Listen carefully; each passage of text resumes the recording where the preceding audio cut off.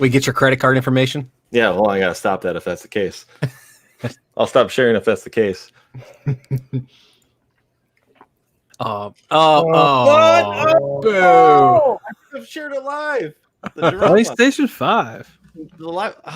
Out of stock. Out of stock already. Out of stock already. And I thought here at 8 o'clock on the dot, I'd be able to share that I got the PlayStation 5 pre-order courtesy of Walmart. But as you can see, the item is no longer available. And this is, it's 8:02. It's 8:02. And good luck to everyone, who's not a bot, who didn't get or got a PlayStation 5. So I got 5 of them. Do you want one of mine? I appreciate it if you got one. I think it'd be kind of five. I also lie a lot. So yeah. Yeah. I'll get back to this. We'll come back up because we're going to talk about PlayStation 5 here today. On other things since the last time we've been here on the summer recap shows.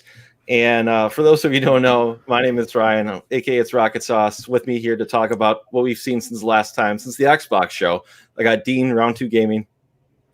Hey guys. Caleb J. Ross. Hello. Josh Frantic.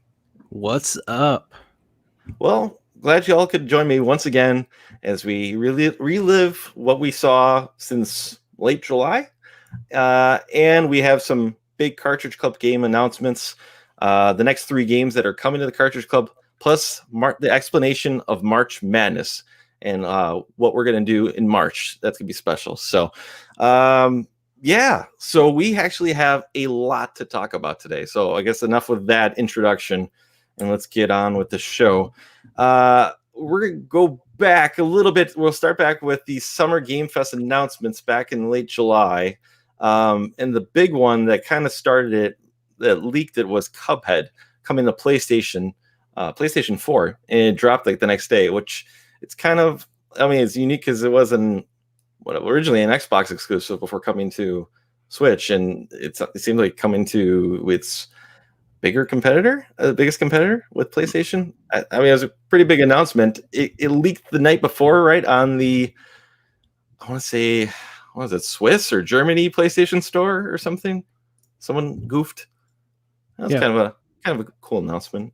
Granted, I still have yet to play the game, but I'm still holding off for a physical edition with a game that's got so much love and fanfare. You think you get a physical edition. Arby's this week is doing Cuphead toys for their Happy Meals. Yeah, I saw that. That's crazy. I actually told Sierra, I was like, we need to go to Arby's, and I haven't been there in years just because of that. But yeah, I think it's kind of fitting because you can buy an Xbox version of Cuphead that doesn't have the actual disc in it. It's just a code, and half of your Arby's experience is papercraft toys. So it kind of makes sense that you would open up an Arby's and it would just be paper in there. I think it's fitting. For sure. Yeah, just neat. And then I guess, followed up in August, we got Iron Harvest and Riot Games. The first week of August, we had Iron Harvest. It's a real-time strategy game in an alternate 1920s with mechs. And we also had Riot Games, which is a second board game Telestone. Well, Riot Games does League of Legends. And they've been expanding a lot of that universe to other mediums. So this is their second board game called Telestone that they're releasing. They talked a little bit about that, and then a couple other League of Legends style universe changes that they were making or updates. So that was sort of the last thing on Jeff Keighley's roster before Gamescom. Yeah. And then Gamescom followed us. Well, he had a nice little production set up going for that too. Kind of maybe an early preview of what to expect for the Video Game Awards here. But what'd you think of the Gamescom that was on the weekend of August 27th to the 30th?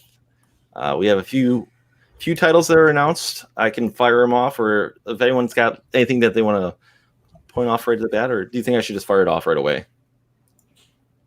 Well, we don't have to go down. I didn't watch it, but I caught the highlights, and I think overall I was super happy to see so much, updates and releases of fan favorite games. We finally saw like the Medal of Honor VR game that we knew was coming.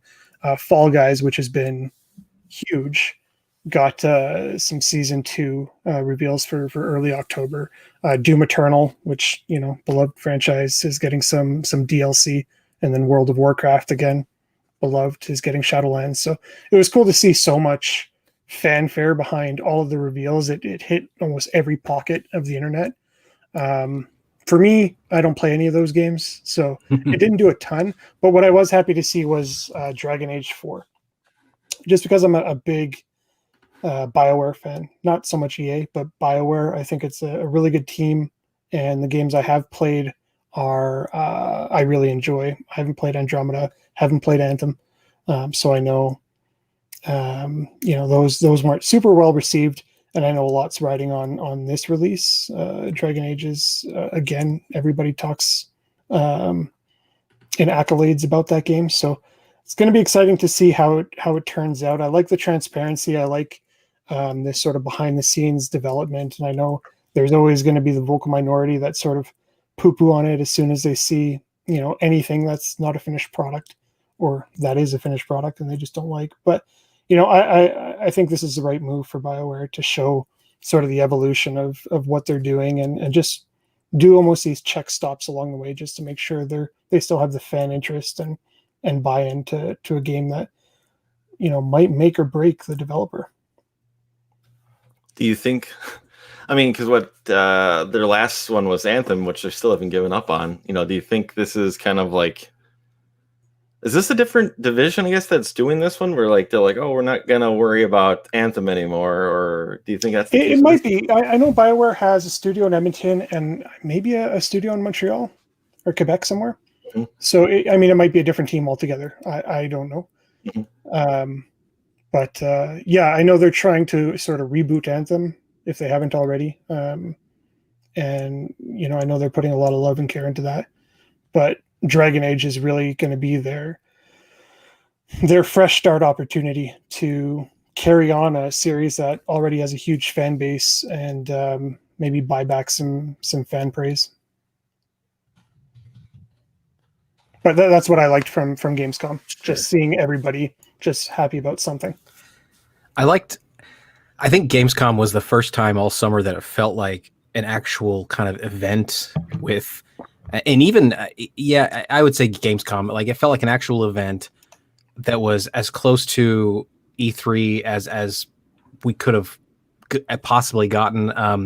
It goes without saying that this year, the sporadic nature of all of the releases and the discussions and everything, the way it was just kind of peppered out throughout the summer, was definitely not ideal. And I don't think anyone would say they prefer that method. I think everyone would be behind having all of these announcements packaged together in one or two major events. Jeff Keighley himself even said that, they did the best they could, and he didn't want to do it this way either. He likes the big events and everything.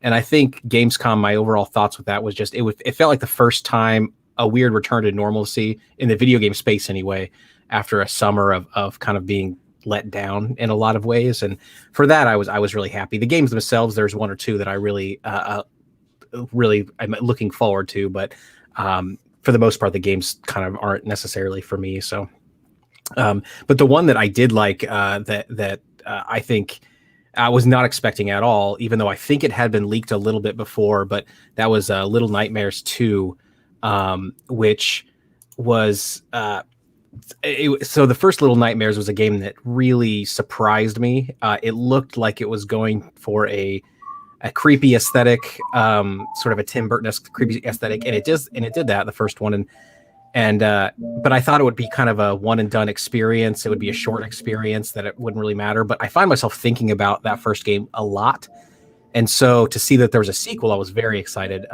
But one of the things that was a little bit potentially of a letdown is it looked like in the preview, which you're seeing now, that it was, or in the trailer that you're seeing now, that it's a 2-player game. And Unravel did that. The first Unravel game I loved, and they had Unravel 2, which was multiplayer, though it didn't have to be, but you could play a single player. But the Tarsier Studios, the developer behind the Little Nightmares now franchise, has confirmed that it's single player, that you can play a single player. In fact, I don't even know that it is possible to play a 2-player. I think it is only a single player game. I think. I don't want to go on record as saying that, but so I'm super, super excited about it. I'm excited also because this type of weird, creepy aesthetic, platforming is all just right up my alley, and I'm so happy that it made enough money to warrant a sequel. It's just not a game that I thought would have done that. I thought it would have just been banished to the world of cult classic, and it's not. And it's what's crazy is Tarsier Studios, they had made a few games before Little Nightmares, but nothing with this aesthetic, nothing with this amount of edge. And this is their first sequel I think they've developed. So I think they finally were able to, they sort of cut their teeth on this sort of claymation animation style with, I think they did an expansion for Tearaway for the PlayStation 4. And that you can see definitely some roots of you can see that there are Tearaway kind of roots in Little Nightmares, and so I'm really happy that they are coming out with this. I can't wait till February next year. It's going to be a good month because of that game. Yeah, I really loved the first one of these. It kind of surprised me and took me off guard, so I'm excited too. Looks awesome.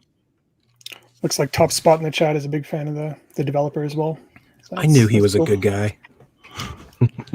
And just a correction from Buried on Mars from Kevin. BioWare is only in Edmonton. They shut down the other studios. So it'll be interesting to see how they juggle the development of Dragon Age 4 with what they're trying to do with Anthem. Keep that afloat. Yeah, I always knew of this game because like it's one of those games where it has a really cool cover for its like physical edition. So like anytime you walk past it in a store, it's always like, hey, this looks really cool. But I've never played it. It's one of those games I always forget about. And I think it's because every time I saw it, it was like a collector's edition. So it's a little bit more than I wanted to pay for the game. And I was like, I'll get that one of these days. And I just keep forgetting about it. And what's interesting is when the game was first released, I think it was, you could only get it. They called it a collector's edition, but it was just essentially the disc and then a little statue of the character, which I have on the shelf back there, but too far to reach. You could only buy it that way, I think, physically when it first came out. And it was only like $30 when it first came out. It was the same as like just buying a AA kind of release game. So I was like, that's kind of cool. You get a figure, $30. But then I think over time, it's gotten kind of a little bit more expensive for sure, which kind of sucks. Yeah, I bought that actually. That's surprising. I actually have that figure as well, and I thought that was a cool little package. Yeah, for the price. Yeah. Anyone else bummed out a little bit about Medal of Honor being a VR game? I actually liked it on the PlayStation, and I have PSVR, but it's an Oculus game, right? Is it Oculus? I'm pretty sure. Yeah, I keep looking at Oculus Quest because I actually want to get into like PC VR because I want to play Half-Life Alyx because I'm a huge Half-Life fan, and I actually don't have that. So it's like maybe one day, that type of thing. How much do those would normally run for? I don't even know. They're more than my price range, I think. And then I'm going to buy next gen probably here. So yeah. Where's Derek? He's got like 4 VR headsets. He'll know it. Church too. I think Church has played it. So yeah, Hokey Briz also. Okay, all right. Yeah. So yeah, I mean, it was a good layout. I imagine Gamescom's kind of probably what they're going to do for the Video Game Awards this year. Not going to be in front of a studio audience. Probably closer to what it kind of was before Jeff really kind of started expanding with it. I don't know if you guys remember when Jeff was doing it for like Spike TV, and Joe McHale come out and throw jabs at him the whole time, and it was not fun. But I thought he did a pretty good job with the presentation of the show. And it's basically because there was, I don't know what, it's kind of like no one's really giving you the shockers, but you take a lot of stuff it's kind of hot, like Fall Guys Season 2, because it's probably the game of the summer right now. Cursey probably, and what's interesting about that too is because Fall Guys is so recent. Had we had a normal E3, that would not have been a reveal. So that's kind of a reveal that only could have happened because of the pandemic and the switch over to these sort of sporadic things. Mm-hmm. Now, it still could have been released at Gamescom, obviously, because the schedule for Gamescom didn't change, but it could have gotten drowned out maybe in a way that it's not going to now, which is really cool. So yeah, I think Jeff Keighley did what he could, and I think yeah, that's all I'll say on that, I guess. Yeah, I mean, It's the game of the summer. It's the most downloaded game on the PlayStation from PlayStation Plus, the most downloaded one, which is pretty incredible for. I mean, granted, these games are only up for about a month, but still, it's like you've seen like what some of the other exclusives are. I almost wonder with how much more they've sold PlayStation Plus right now too. That it's kind of come into. Yeah, I think that's true because I read a statistic somewhere that it did really increase the subscriptions of PlayStation Plus. I resubscribed just for the game, although I'm only resubscribed for a month. But yeah, it did increase those subscriptions. And the last thing on Keighley that I'll say just really quickly, this was what I was going to say earlier before I kind of trailed off because I had forgotten my train of thought. I recently listened to an interview he did with IGN, I believe, and it's really surprising how much of I don't want to say one-man show, but he does most everything. He has his hands in every single aspect of those shows. He's the one making the phone calls to publishers and developers to get them on board. He's the one making the phone calls to get the right amount of clip footage for these things. Like he's doing all of that most of the time throughout the year. And then as the event nears, he staffs up and gets quite a few other people to help him out with it. But it's very much like he's in everything. And so when I learned that, I was like, oh, that kind of explains not that the craftsmanship or the visual presentation or anything like that was shoddy, but it also explains like just how good a job he did given the kind of circumstances that he is only one person essentially. So I'm pointing out that even Barry Mars played Fall Guys, even if it was like for 5 minutes. I've played it myself. It's a fun time, and I've played it with friends too, where you pass the controller around, everyone takes a turn. So it's a good time. It's a game of the summer, but with that, what's it called? I guess there was also a mini Nintendo Direct in August, at the end of August, which I think was kind of like a surprise. It kind of came up at the last. It was one of those, I don't want to say shadow drops. I think it was one of those ones where it just like appeared, right? They've all been that way lately. Yeah, I mean, that's like the new flavor for them. Yeah. I mean, there was one today, but that was announced yesterday, so we had a day to prepare for watching that. We had a few games announced for that. We anyone want to speak up of any of the ones that were announced from this one? Going back in August, there was Kingdom Hearts Melody of Memory. Yeah. User World of Tanks Blitz. No, I mean, I'm pretty excited about the Kingdom Hearts game because I'm kind of all in on the silly, ridiculous lore on Kingdom Hearts. And I'm a big fan of music games and rhythm games, and I think Kingdom Hearts has some of the best music in games. So all that together, that's a game for me, right? So I'm pretty excited to check it out. Yeah, it looks really cool. I thought it was just going to be strictly a rhythm game, similar to like Theater Rhythm Final Fantasy, but it looks like this almost, because this is a sequel to Kingdom Hearts 3. This comes after this sort of Xehanort saga. Yeah. So it looks like a bridge between this and the next one. And here it looks like you're going through really all of the games in sort of a chain of memory style. And the fact that it has memory in the name, I imagine what you're going to be doing is just replaying in this rhythm theme, the events of all the past 13 games. And that's going to sort of culminate in whatever the next big story arc is going to be. But they also added a lot of, different elements to this, like synthesis, like item synthesis. Mm-hmm. We saw the gummy ship there. So it's going to be interesting to see, okay, how much of it is rhythm? There's some boss fights in here, and how much of it is going to be sort of more crazy Kingdom Hearts stuff? Because it does look like it has a story beyond just this gameplay gimmick. So I'm super intrigued.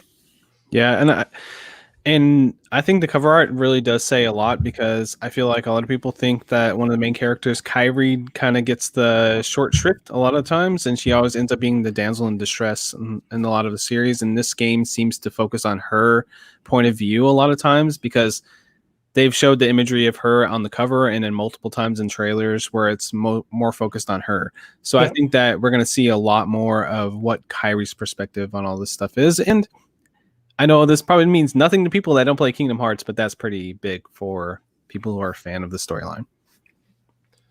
Do you think this is why Final Fantasy Kingdom Hearts 3 took so long to come out, because they had all these sub games coming out for it? No, I don't think so. I don't think so. I think they just that game had a troubled history, I think, in development, but it came out pretty good. I like Kingdom Hearts 3. So. You know what? There's been a Kingdom Hearts released every year since the first one. So I know people give Kingdom Hearts 3 a hard time for coming out, but it wasn't a lack of Kingdom Hearts content to absorb.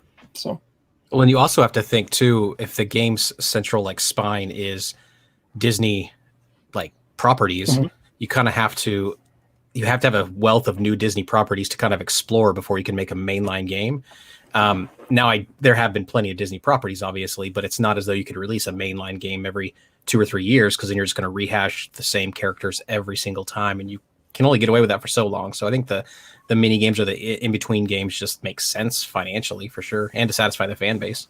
Yeah, and three definitely had a lot more Disney stuff because they introduced like the Pixar, levels and like Toy Story and Monsters Inc. and Big Hero 6 and stuff. So they did have some stuff in there, and then they went and revisited some classic stuff like, Hercules and Pirates of the Caribbean and stuff like that. But definitely felt like 3 was a solid entry, and the story has just always been kind of batshit. I'm just gonna say it. It's been crazy.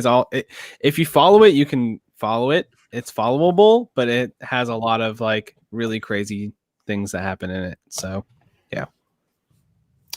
This one was a really good event for me because of, I know a lot of people weren't too happy about the third-party being exclusive third-party announcements because they were all waiting for the Mario stuff. But for me, there was some RPGs in here, and for me, like the Switch has been my go-to for RPGs because I don't know, it's just the portability. If you can level up in the toilet, like it's twice the fun. So it's just efficient, right?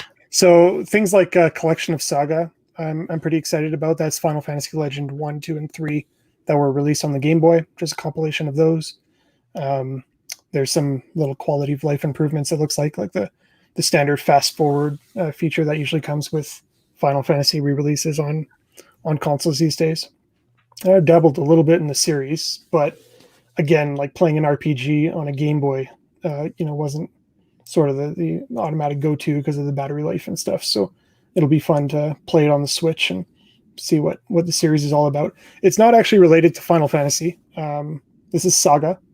When it came over to North America, they relabeled it as a Final Fantasy game for marketing, but nothing to do with that series. So if you're a Final Fantasy fan, you're not going to find too much that's familiar there. But one thing that is Final Fantasy was the bookend. The last announcement was Final Fantasy Crystal Chronicles remaster. Yeah. And that looks cool. I haven't played that ever. I've played Ring of Fates on the DS, and I really enjoyed it. But there's a couple different Crystal Chronicles releases in that sort of spin-off. This came out in 2003, so it's almost 20 years later, so it's about time. But just reading the comments and looking at like Metacritic and stuff, it's got like a 60 on Metacritic. It's got like a 4.3 user rating. So something happened. There's people aren't liking it for some reason. So it's kind of discouraged me a little bit, but I still want to give it a try. It came out 2 weeks ago, maybe the end of August. So yeah, lots of RPGs. That's my point. I like it. Hey man, that's what, not everything's gonna hit for everybody, but that's what games, as far as there's always gonna be something for someone down the road. It might not be the most stacked show for you. For me, it wasn't that much of a stacked show. I was a little disappointed that Just Dance 2021 wasn't coming out for the Wii. Finally breaking that streak. Or the Wii U. It's only for the Switch now, besides what a PlayStation 4 and whatnot. And there's another Rocky game with Boxing Rumble, Big Rumble Boxing, Creed Champions. Whatever. Not everything's gonna hit, but that was an odd one to shoehorn in there because up until that point, they were all releases for this year. Yeah. And that's what we were all asking for, is like, what is coming out on the Switch this year to get us? And they just sort of threw that one in there as a spring 2021 release, and it's kind of a boxing game, their second boxing game lineup. And they have another one that's coming out that we'll talk about a little bit later that was in today's reveal. Why would they just show that? I wonder if that's one of those contractual things. Someone on IGN was talking about it. Like sometimes when you sign up, like to publish on Nintendo, or Nintendo wants you to publish their things or whatever, they're basically at the same time in the contract they promise a certain amount of publicity at a certain time, and they probably were planning this to be during a proper E3 or something like that. And it's getting to the point now where it's like this has to be promoted before the end of the year. Like in their contract, it has to be. And so they're like, oh, we'll throw it in there. That's just the hype. Like, I'm just guessing on that, but that could be a possible reason because it was way out of nowhere. I guess the last thing I'll say about this particular group of things too, is actually Fuser was one by Harmonix. It's their new rhythm thing. This was like Rhythm and RPGs was essentially a Rhythm and RPG Direct. But Fuser by Harmonix, they did the Guitar Hero series. That's what they're most well known for. They did Mixer, which was like a board game ARG kind of. I don't think it was ARG board game like card thing, but it was rhythm based. This one I've actually heard. I've been listening to a lot of podcasts. Giant Bomb. I listened to theirs lately. Their newest episode recently, and the guy he has some hands-on time with it, and he was really impressed with it. Like it's a much deeper game than it sounds like. It's essentially Guitar Hero, but you're a DJ, and there's no external peripherals or anything like that, and you're mixing music on the fly. And apparently, it's just really unique and really cool in the way that it levels up throughout. Because every person's progression will be different because they're making custom music and custom sounds that are custom to their play style. So I think it's going to be a cool game for anyone who really needs that rhythm game itch, and they kind of want a Guitar Hero kind of feel back. Now, in terms of multiplayer, I'm not sure if there was too much going on there, but definitely something that maybe people might be fans of. I wanted to call it out. So yeah, Top Spot looks like he's excited for Fuser. Dropmix, yes, thank you, Dropmix. Yeah, Mixer's the Microsoft thing, isn't it? The Microsoft Twitch thing, isn't it? So yeah, thank you, Top Spot. Thank you, Drop Spot. Drop Spot Mix. So there was that on the week of on August 24th, August 26th, 2020. But then the rumblings, I believe the night before, or at least early in the morning, I got a text from Josh, and it's like, there's a direct coming, and he started texting me some Jeff Grubb tweets. Basically, he's like, there's something coming today. Yeah. And Josh, I mean, the rumors, I think, were trembling the night before, or at least the week of that. There's been a rumor for one game in particular for quite a while. And let's just get to it right off the bat here with the Super Mario 3D All-Stars. Sorry, just pulling up here. This has been rumored for some time now that it's going to be coming to Switch. I think there's even a rumor for this for the Wii U, that there was going to be a port of this. I almost wonder if it's something Nintendo just kept in their back pocket because they know it's going to sell. Because people want a cleaner version of Super Mario 64. It's a classic. I mean, it's one of the games that defined, the 3D, revolution of video games. It's one of almost every open world game owes something to Super Mario 64. Mm-hmm. Then we got Mario Sunshine, a game that my homie Josh loves. It's a good ass game with some problems, but I have a lot of fun with it. Has good vibes. Yeah, it definitely has good vibes, but I have my my quirks with it, but and then I always had a good time playing it, man. I know a lot of people complain about it. I wouldn't say it's a perfect game. It's not a perfect Mario game. It's not as good as other Mario games in lots of aspects, but I still have a blast playing it. And of course, then the last one we have here is Mario Galaxy here, which I enjoy, but I'll be honestly say I was disappointed with this announcement that these were just kind of ports and not. Mm-hmm. I was really hoping for an HD remaster of all the games, including Galaxy 2, which seems weird, but I mean, I don't know if it's a planned DLC or it's just because it's the 35th anniversary and they're going to save it for a 40th anniversary of Mario and probably include Odyssey or something, because Galaxy 2 is really well loved too. They'll probably have a 3D All-Stars 2 at some point, and they'll put Galaxy 2 in there. They'll put Mario Odyssey, and they'll put some other 3D game in there as well, I'm sure. Mm-hmm. I'd be surprised if they didn't, but I don't know. I think my take on it is I'm if it was released, so packaging these three things together would have had to, so to address, I guess, the point about this possibly being rumored on the Wii U, like, to package these three games together and sell them as one box has to be paired with some sort of momentous event. Now that could have been like the 30th anniversary, but that was at the tail end of the Wii U's legacy. And that console didn't have a very big install base. And I think Nintendo wasn't willing to use this game to sell a system that was on its way out. So I think from a smart move, they were like, you know what, the Wii U doesn't have a large install base. Let's wait until the next big anniversary, which is the 35th. that would be my guess. And you mentioned these, games being ports, and technically they're not even ports; they're just emulated. The Digital Foundry did a look at it. MVG, the modern vintage gamer, they all did some looks into it, and the code is actually already available online because people got hard copies of it and they just dumped the ROM online, and so it's emulated entirely, which most people won't care about. Most people won't even notice any sort of differences or anything. But using emulation does point to like why they couldn't really make these things visually much better. I think they did up-res them a little bit, but it's not. Yeah. They're going to be cleaned up to some degree, but they're not going to. I think people should probably dampen their expectations. These aren't going to be pristine-looking, amazing games. I think there's still going to be some jank to them, even visually speaking. Definitely from a control perspective, there's only so much you can do to make those games better. So I think a lot of people are going to play Mario 64 and remember that it's not the game that they think they remember it being. I think a lot of people are going to be disappointed in 64. I think people are going to find out Sunshine is better than they remember. I'm with you, Josh. I like Sunshine. Mm-hmm. I never got a chance to beat it, so I'm excited for it. I'm really curious as to how they're going to use the analog, how they're going to convert the analog triggers to the Switch, because that game relied heavily on analog shoulder buttons. Yeah. So that'll be interesting. And then I never played Galaxy, so it'll be a first for me. I pre-ordered it. I'm definitely getting it tomorrow, and I'm going to try to play through them chronologically. But I think it's weird because we haven't said it yet, but there's a lot of drama going on around with this game, and I won't spend too much time on it, but I think it's worth unpacking. And that's the physical release and the digital release are both timed. They at March 31st, 2021, you'll no longer be able to buy them, which coincidentally corresponds with the end of Nintendo's fiscal year.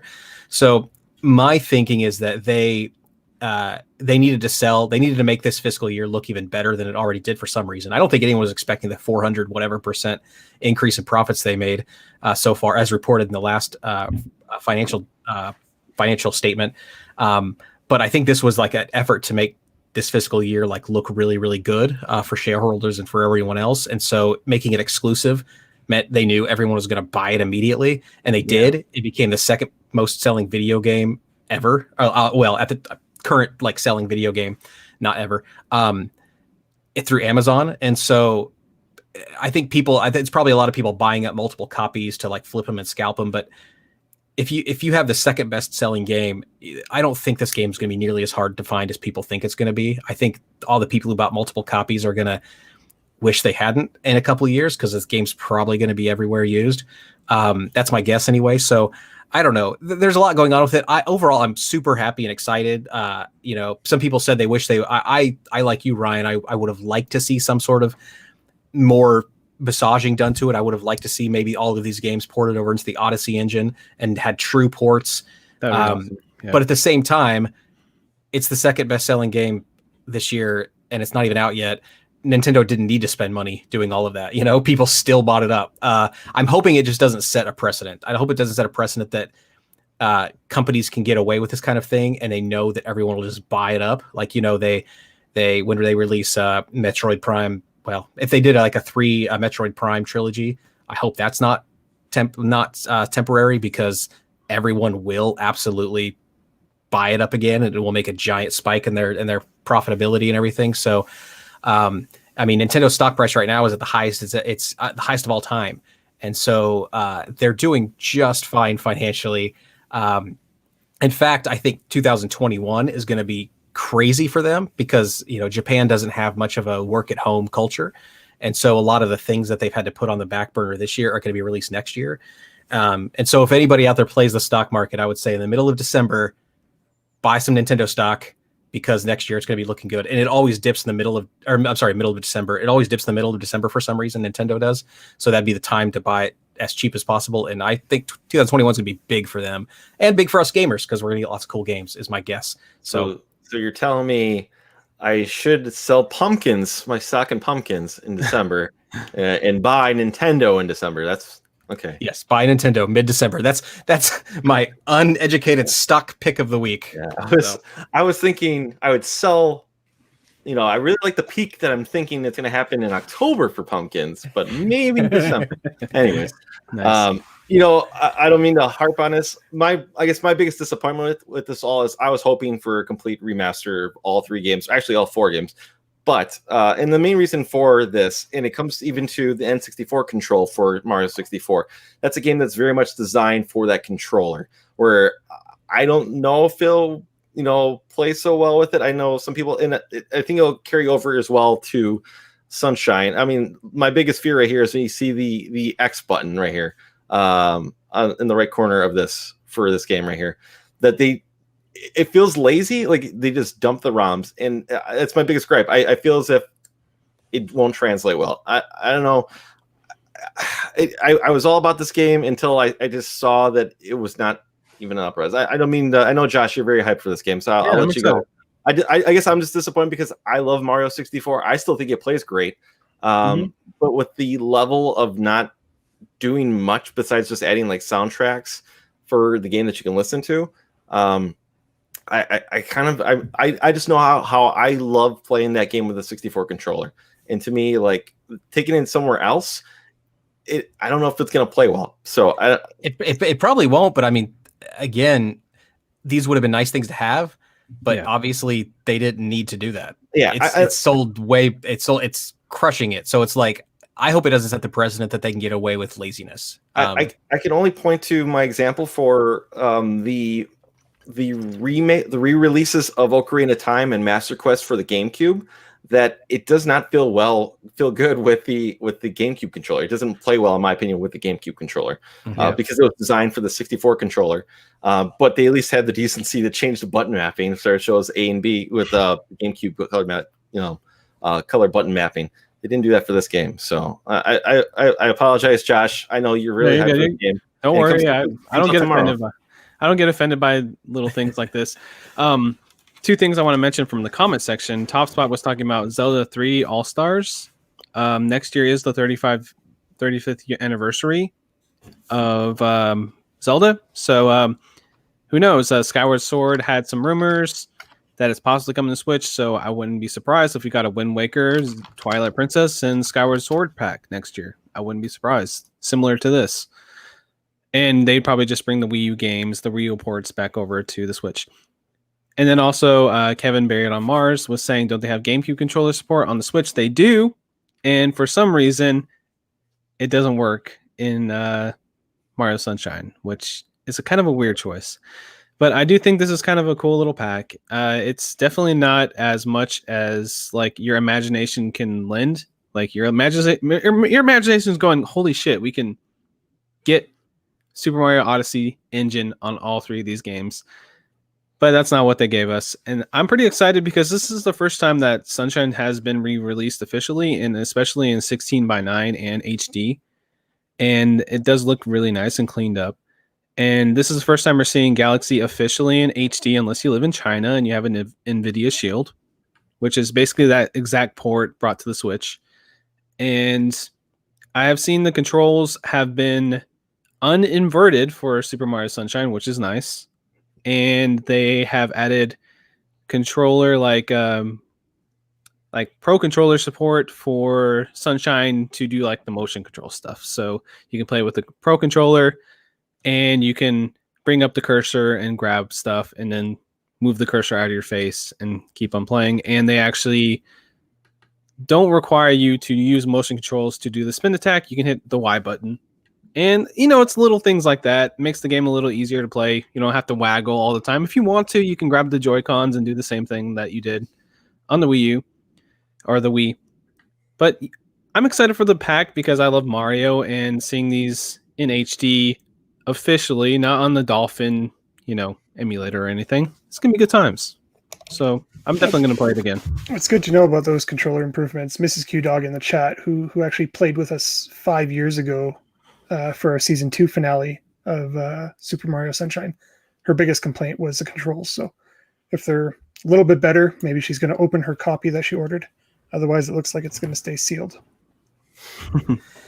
The Legend of Zelda 35.com and Legend of Zelda 35.com are both available if anyone wants to jump on that and then sell them back to Nintendo. Since they had Super Mario 35, they purchased that for the 35th. So there you go. Make yourself a quick buck from Nintendo. There you go. With Caleb. How to make quick cash with Caleb. The point of that, I would mark out. You could just sell what's called, if they did a full-on remaster of Ocarina of Time, I'd spend the $60 just for that alone. So that'd be something that I mark out for. So do that next year for the 35th anniversary. I'm fully confident that Nintendo could have released these 3 games that are in this bundle as individual $60 games with the same laziness and emulation they're doing now, and they still would have sold gangbusters. People wouldn't have liked doing it. People wouldn't have liked it. They would have complained, but they still would have done it. Now, I think they didn't because it does objectively seem skeezy, but they could have. I'm glad they didn't. It will. Mario sells. It always will. I think if they would have not announced this to being a timed exclusive, it wouldn't have sold as well. Either. Yeah, no, absolutely, you're right. It absolutely would not have. It would have sold well. It would have sold well, especially because Nintendo seems like it's coming off like they don't have much for the holiday season for Christmas this year.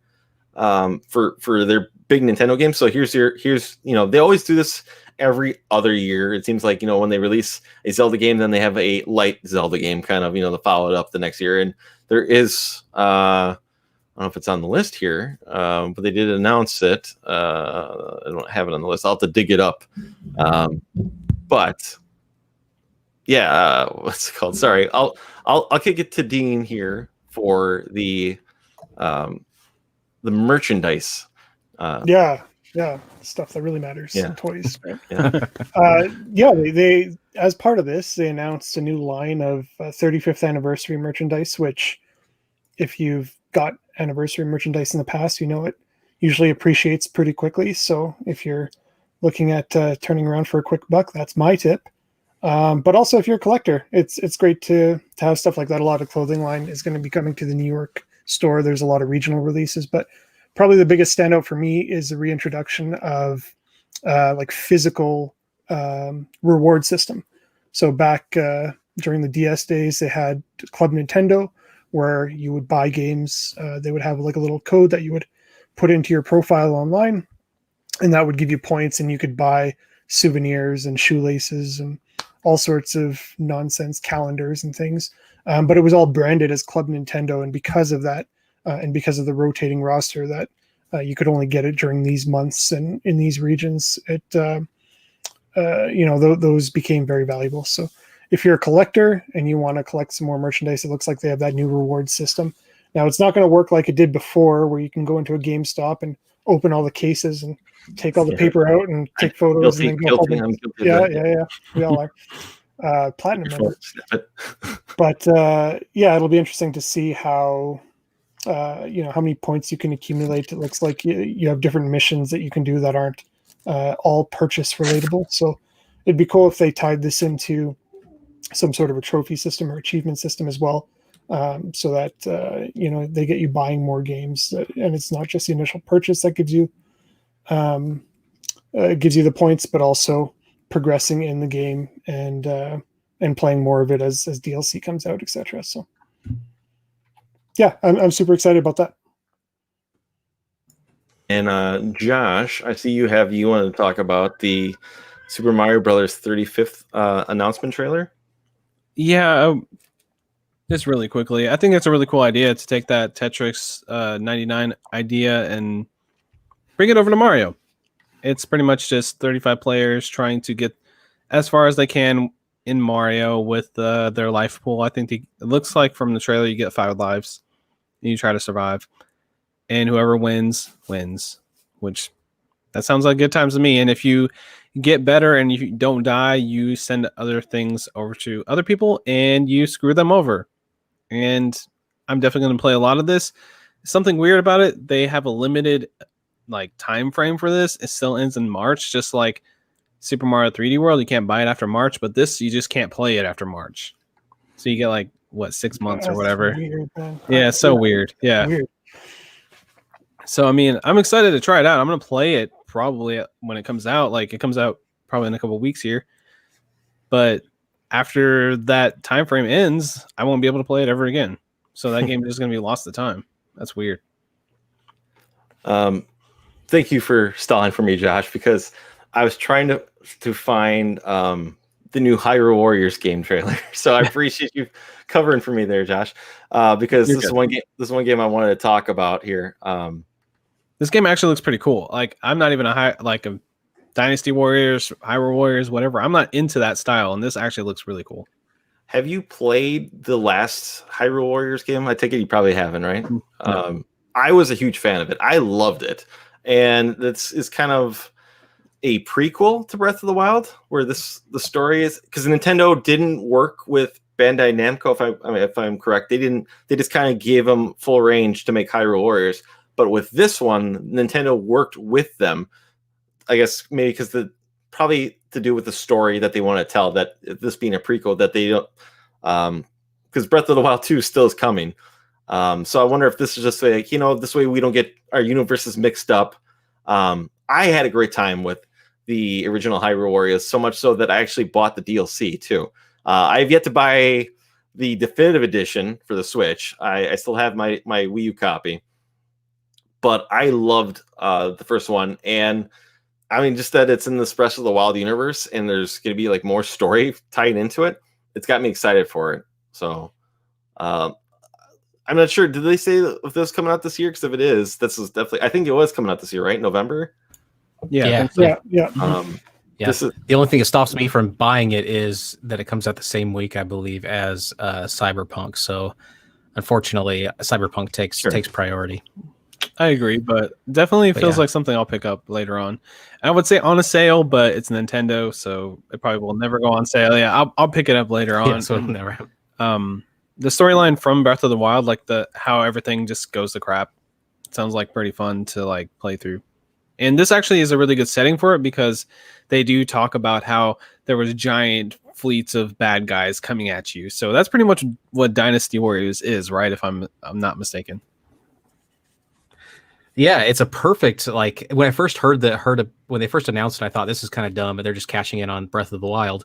A dumb move that businesses do, cash in on their popular IPs.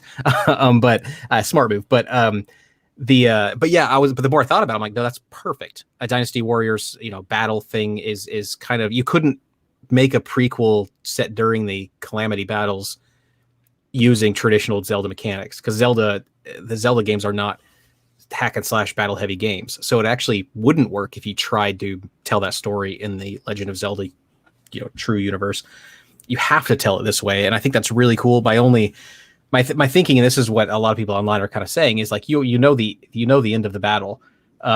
So how are they going to motivate you in this game to keep going? Because Hyrule gets destroyed and everything. That's kind of the end of it. So I don't know if it's my theory is that the motivation will kind of be reframed. Instead of we got to win this battle, it's we know we're going to lose this battle. There's too many soldiers, too many craziness. Like we just can't do it. So we've got to get either Link to the place where he can sleep 100 years to like wake up. Like that's the main motivation. Like we know we're going to lose. Let's get him there. Or it's a matter of like getting all of the divine beasts and like moving them to where they need to be able to rest until the big battle or something like that. Like getting in prep for the next 100 years or the 100 years later battle. But it'll be interesting to see what way they go with that. So I think Koei Tecmo I think they can do it. I don't have any reason why they couldn't. Discard says in the comments, he has a good point that you give Koei Tecmo a IP that's not theirs, and they do really good with it. And that's absolutely true. So I'm excited for it. Unfortunately, I wish it came out later. Ask for Christmas. That's true. That's true. Santa, I've been a good boy this year. But no, I my biggest gripe always about Breath of the Wild, well, besides the weapon durability. So hopefully that's not in this game. I can't imagine it would be. That would be weird. That'd be bonkers. But like, I hate the fact that Ganon doesn't talk. He's just the Calamity. So maybe there's something about Ganon becoming this, and I don't know. Maybe that make me forgive that part a little bit more of a Breath of the Wild. That's true. Yeah, because it could be that maybe they do lose at the end, but they end up defeating Ganon, but then Ganon resurfaces 100 years later as Calamity. So they think they've won at the end of this game, even though Hyrule's destroyed. They think they've won, and then you find out, and then like it's like an after credits thing where it's like, you see Calamity Ganon. Yeah, exactly. That could make sense. Shouldn't have done that. But no, that was my big announcement, because like I was talking with my homie Josh here, and I've been kind of disappointed with Nintendo this year. Now I know Animal Crossing is gangbusters, so it sells well for Nintendo, and I like New Leaf. It's just it's not something that like I guess I want to jump on day one. Or it's a nice relaxing car ride game, or like if you're taking a road trip, it's a fun game for that. But it's not something I want to sit down and play at a television. And there just hasn't been much for me from the Nintendo for the Switch this year. This was like the first game I've been excited for the Switch this year. So I'm glad it got announced. I'll get it. I love, like I said, the previous Hyrule Warriors game is a lot of fun. Like the huge cast that you play as. So I imagine there's, you see it in this trailer that you play as the I'm trying to think what the Guardians or the yeah. Is that yeah. So I imagine they can even expand it, because they basically, for the last one, they were just basically taking characters from all across the other Zelda games and plucking them in there, and like, oh great, now you can play as that one, or you can play as that one. You can play as Ganon if you want in this one. So I don't know. I'm excited for it. I don't know. It looks fun. Yeah. And then we got another Nintendo Direct today. Dean, which one do you want me to start you off with here first? Start me off with Balan Wonderworld. Ooh, this game looks awesome. Yeah, I mean, we had heard about this one before, and I really, this is that Yuji Naka and Square team up, the guy from Sonic and Knights, doing sort of a platformer, 3D platformer. And it looks really cool. I'm still in love with it, but they said a couple things this time around that got me a little worried in the trailer.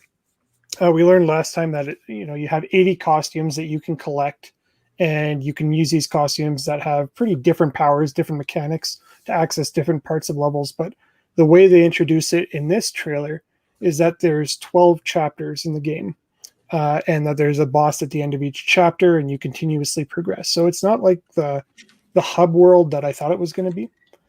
And what I was hoping is that I would go throughout on all these multiple worlds and collect a costume 3/4 of the way through the game, and then return to the beginning and unlock new areas back at the beginning. I don't know if that's the case now. It also looks like you can invite other players into your game and sort of team up with different costumes and do like team attacks to get to different areas. And I don't want to do that. I don't want to play with people. I just want to play by myself. So if I have to rely on somebody else to have a costume and then come into my game and help me get to a specific area of the level, that kind of worries me a bit as well.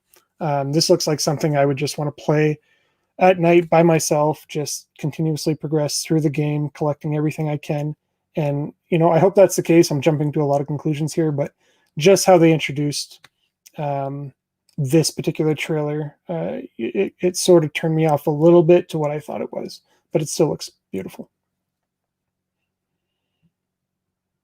Those are my thoughts. The other one I wanted to talk about was Ori, and everybody knows what Ori is. Probably everybody here has played Ori and the Will of the Wisps, just not me. But I was a huge fan of Ori and the Blind Forest, huge fan, and I was waiting for it to come to Switch. Because I think for me, it's the perfect console to play it on. I don't want to sit in front of my PC. I don't want to sit in front of my console. I want to go on the toilet and play Ori. So this is going to allow me to do that. And I'm really excited. Turn off the lights, plug in the headphones, and just go at it. So it's going to be a good time. You have a weird pooping ritual. It's a Switch, man. You turn off the lights. It's changed my life. You plug the headphones in, and then you poop. Well, so you don't? I'm going to now. It sounds delightful. Yeah, this is great. And they announced there's the I'm 8-Bit Collector's Edition, which I think is the first time you'll be able to get it physical, both games physical. The only way you can get both games physical on Switch, I believe. So that's kind of cool. It's expensive. It's $150, but how beautiful is that box though? It looks really cool. It's just like a little stained glass window thing in it. Yeah, that looks really cool. Some cards and stuff. So it is really. I have a feeling that's going to be one of those pretty collectible things, especially if there's no other way to get the physical versions of these two games. That would probably be fetch a mighty price in the next couple of years, I would imagine. Yeah, looks like Discart is excited about Ori as well. So that's good. So they confirm Peace out soon too. Yeah, I'm excited to play this game when I get time. It's on Game Pass, and I just haven't got around to it. So, yeah, I love the first one. I did the Cartridge Club podcast about it. Played it for the first time for the Cartridge Club podcast, and I loved it. And then I started playing the second, and I just kind of fell off. So I need to get back to it for sure. I mean, that's what happens. That I call it franchise fatigue. That's why I try not to play too many games in the same genre or the same franchise back to back. I like to take at least a little time off before coming back in, because you might see the same thing over too many times, basically, and you get tired of it. And I don't know. The thing is I leveled up my guy and got all the powers, and then I go back and like, dude, this guy is kind of not powerful anymore, so I got to redo everything. So I was just like, okay, I'll play a little bit, and then I kind of fell off. So yeah, I'll go back to it for sure. I just want to give a shout out real quick because I saw some chatter in the chat earlier about Monster Hunter getting announced today too, because that's a huge franchise. It's still something I have yet to play. I just know it's well loved franchise, and that's what really started off the announcements for today, part of this mini direct here. Did you guys overall think it was a good showing for Nintendo this summer with these releases every other week, as opposed to like one main direct, these mini ones? Or I didn't mind it. I think Nintendo has been doing that for a while, so I'm used to it. And I've also learned that Nintendo is one of those companies that if there's a game on the Switch that I care about, it will percolate up to my awareness at some point. I don't necessarily have to watch every single direct to get it. And I've learned that a lot of times the directs can absolutely have nothing I want. And so I've kind of ignored most of them. I've been interested in these latter couple because it's getting towards the end of the year. They haven't really had much. So I'm like, something's got to be announced, right? Something's got to be there. But yeah, yeah. Do you guys think that if E3 comes back next year to whatever capacity, that developers and publishers have sort of gotten a taste now for what this sort of drip feed of games is like and how it benefits them on the development front, gives them more time? Do you think they're just going to stick with that modality of delivering news to us like Nintendo does with the directs, PlayStation, Xbox, not only the consoles, but also like, are we just going to have Ubisoft forwards every month until the end of time now? I don't know. Yeah. Well, my theory, and I sorry, I feel like I cut you off, Josh. No, actually, you can go ahead. Do your thing. Got it. Go. Sorry. The reason why I think I jumped in is because I'm pretty convinced that E3 will be different next year, or if it ever comes back to like a physical event, it'll be different. But what a lot of people I think forget is that most of E3 is not consumer-facing trailers and announcements. Most of E3 is developers working out deals with publishers to get their games published, and that's a pretty big source of games for publishers to buy and publish. And so it's a big networking event, and that's what most of it is. We just happen to see the public-facing like trailers and announcements part, and there's got to be some way for that to continue, because if not, what's going to happen is the publishers are going to. It might not be for another couple of years, but publishers are going to have a drought of games to put out because they weren't able to make these meetings 2 years prior to actually get games purchased and start investing in them. So if something, I mean, the industry isn't just going to lie on its back. So either that kind of event will still happen, but it'll just be 100% behind closed doors. And then the public facing things will be PlayStation doing their own thing, Xbox doing their own thing, whatever. But there is a level of convenience to having all of your PlayStation execs and everybody in the same building and just feeling the hype of all these new games and everything. It's probably kind of a negotiating tactic, honestly, for like the big publishers, because they go up to these like vulnerable little developers and they're like, look at this magic and this show and the lights and the camera. Like, wow, man, wouldn't you want to be on the Sony console system? How about I give you less money than I can? It's like this weird negotiating thing. So there's got to be some place for that, and I don't know if it will be E3 or what. I hope it does come back, just from a consumer standpoint. I like everything packaged together, and I like all the announcements and the lights and the shiny. Like that's super fun for me. So I hope it comes back, and I think it.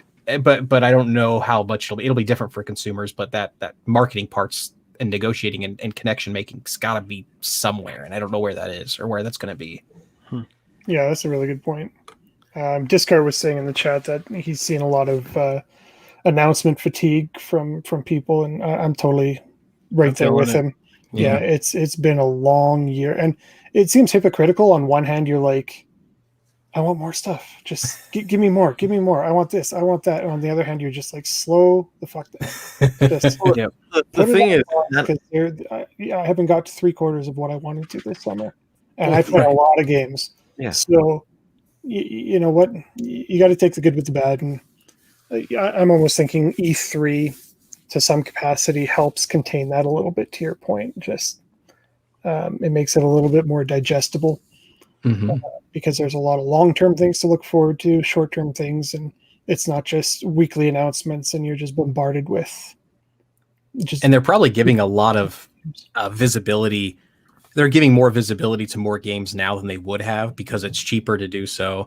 At E3, everything would have been packaged into one show, and so a lot of these games that we would consider like, man, who cares, probably wouldn't even get mentioned during E3, or they would be just on the show floor and then reporters would talk about them afterwards.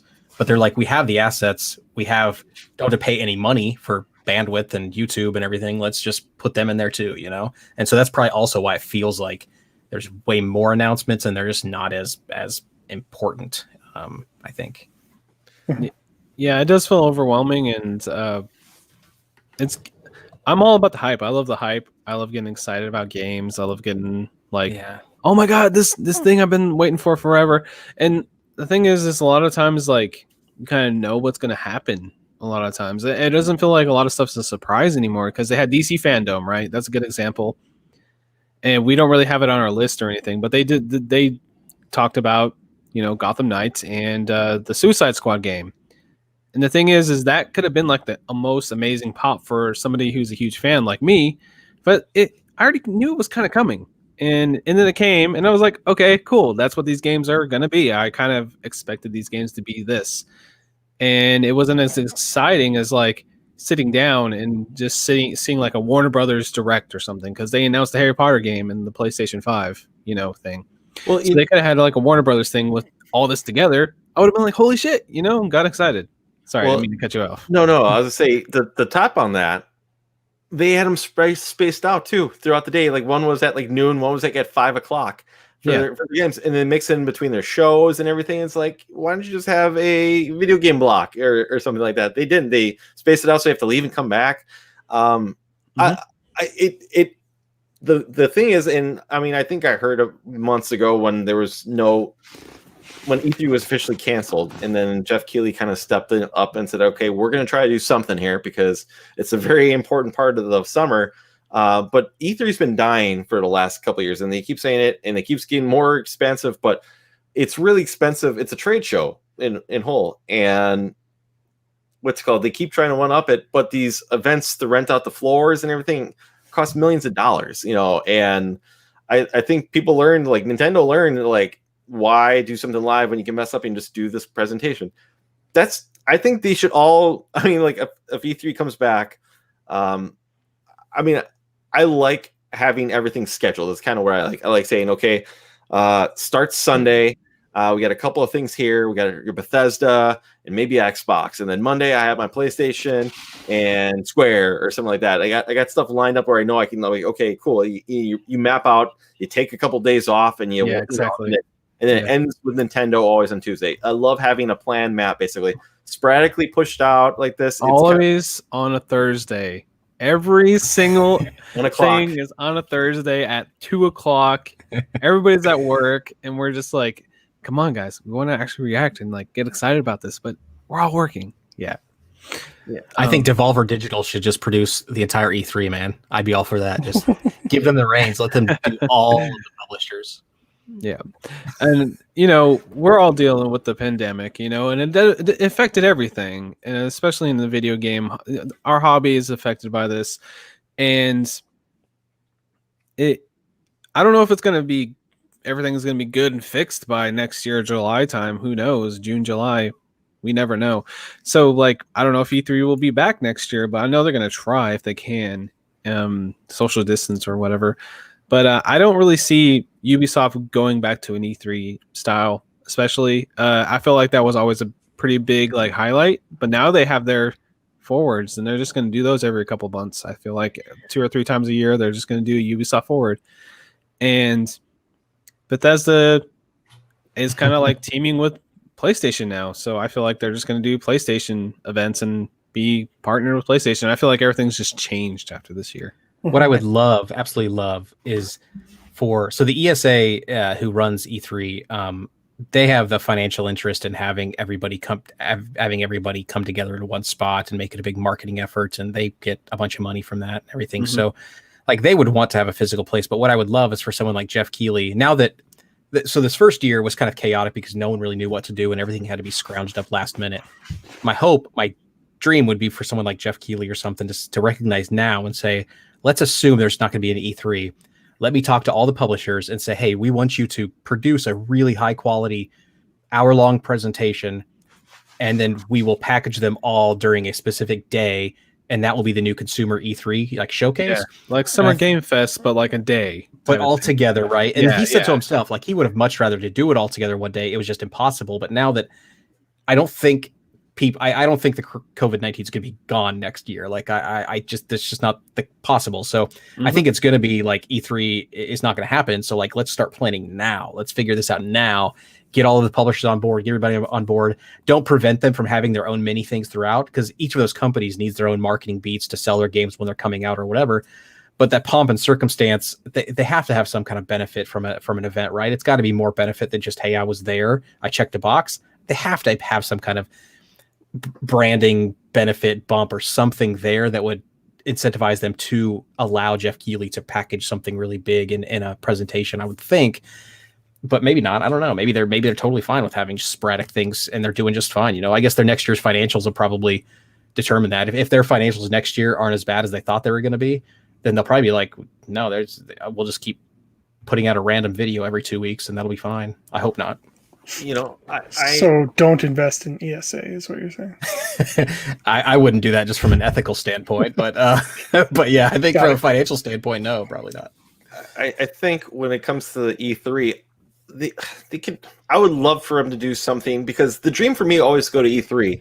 Let me go there, see the games being revealed, and then playing like the demos. Like that's always something to do, and it's always like, oh, you can only be here at E3. Well, that drives everyone to go to E3. And then I've heard over the last couple of years from, you know, your YouTubers and people who work at IGN and everything that they hate it now because there's so many people and not everything like that. Well, we want to be playing these games. And maybe one thing to do is you can maybe have your events, your trade show for the people who are buying it, you know, because essentially it was sign up for like to sell it to not distributors, but to like people for the stores to buy them, that you're gonna be selling your, you know, your PlayStation 5s and your Xbox Series X's. You want to see, like, you want to sell it to them. That's what it was there for. Maybe do something where you could still do something where like E3, you have your shows in these halls or something, if they want to do a live event or something like that, where you get the live reactions. I don't know if everyone wants to do that, because a lot of people seem to love their direct format style of doing it. But maybe either you have a separate exhibition hall where people can go to play these games. But I would love even better for these places that are actually have demos to play at these shows, put them up for like 3 days or a week on your consoles. You know, you're having it, you know, like if it's a playable demo, put it up there. It's a time exclusive where it's like, okay, it's going to be up for 3 days, get your taste, and they'll be removed automatically from the store. You know, I'm sorry, that's not how it is. Do that, because that will prevent people also from flocking to E3. And it'll get that. I mean, that's always been the biggest draw, is to play these games. You get to play them and say, okay, that was great. I want to pre-order that game now, or like that game just went up my radar. I wish they would expand that more. I think it's doable, especially with everything having like a digital store. I think it's perfectly doable. Nintendo was kind of doing that with a deal at Best Buy, where having their games like a 15-minute playable demo at Best Buy. You have to get in line. I mean, I can recall going when they announced Smash Brothers Wii U, and it was a 4-hour wait to play Smash Brothers, and that was 4 people at one station. So you had to wait 4 hours to play it, and they did like 2 days for that 1 week. I wish it would have been simpler just to say, okay, you try it out now, you know, and then have that pre-order option, because that would have drove up the hype incredibly. I think it's a logistics issue though, because if you have E3 in a building, you basically, as the ESA, you say, publishers, if you want to be a part of this, you pay us money and you be here on time. I'm done. But if you then say, instead, we want each of these different developers to spend time creating a port from the PC original that they develop on to all of these individual consoles, put them at all these shops, do it for all specific amount of time. Now all these developers, and then E3, and then ESA has no control over it anymore because they're like outside of the ring, so they don't have no motivation to actually corral this. It would still require someone who has some sort of financial, they could make a financial benefit by having all of these things put. So it would have to be the individual platform holders that would have to do it. It would have to be Sony saying, yeah, let's do this. Hey, let's talk to all the developers. Let's do this. Well, Sony's not going to want to do that at the same time if Microsoft is, because there's not ESA over the top of them saying everyone has to do this. And so I think it gets very confusing from a logistics standpoint. I think, though, there's something to be said about having someone, again, maybe it's Jeff Keighley, I don't know who it is, but someone basically take that role and say, let's make this work.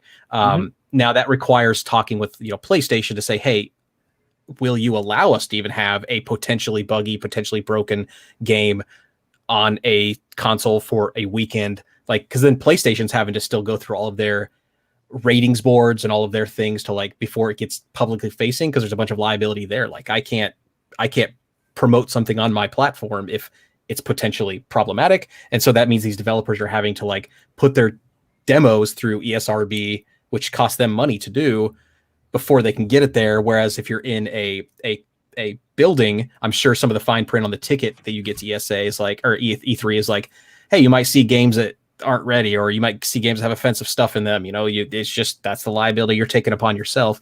So I think it's very difficult to sort of have that. As a consumer, I would love it.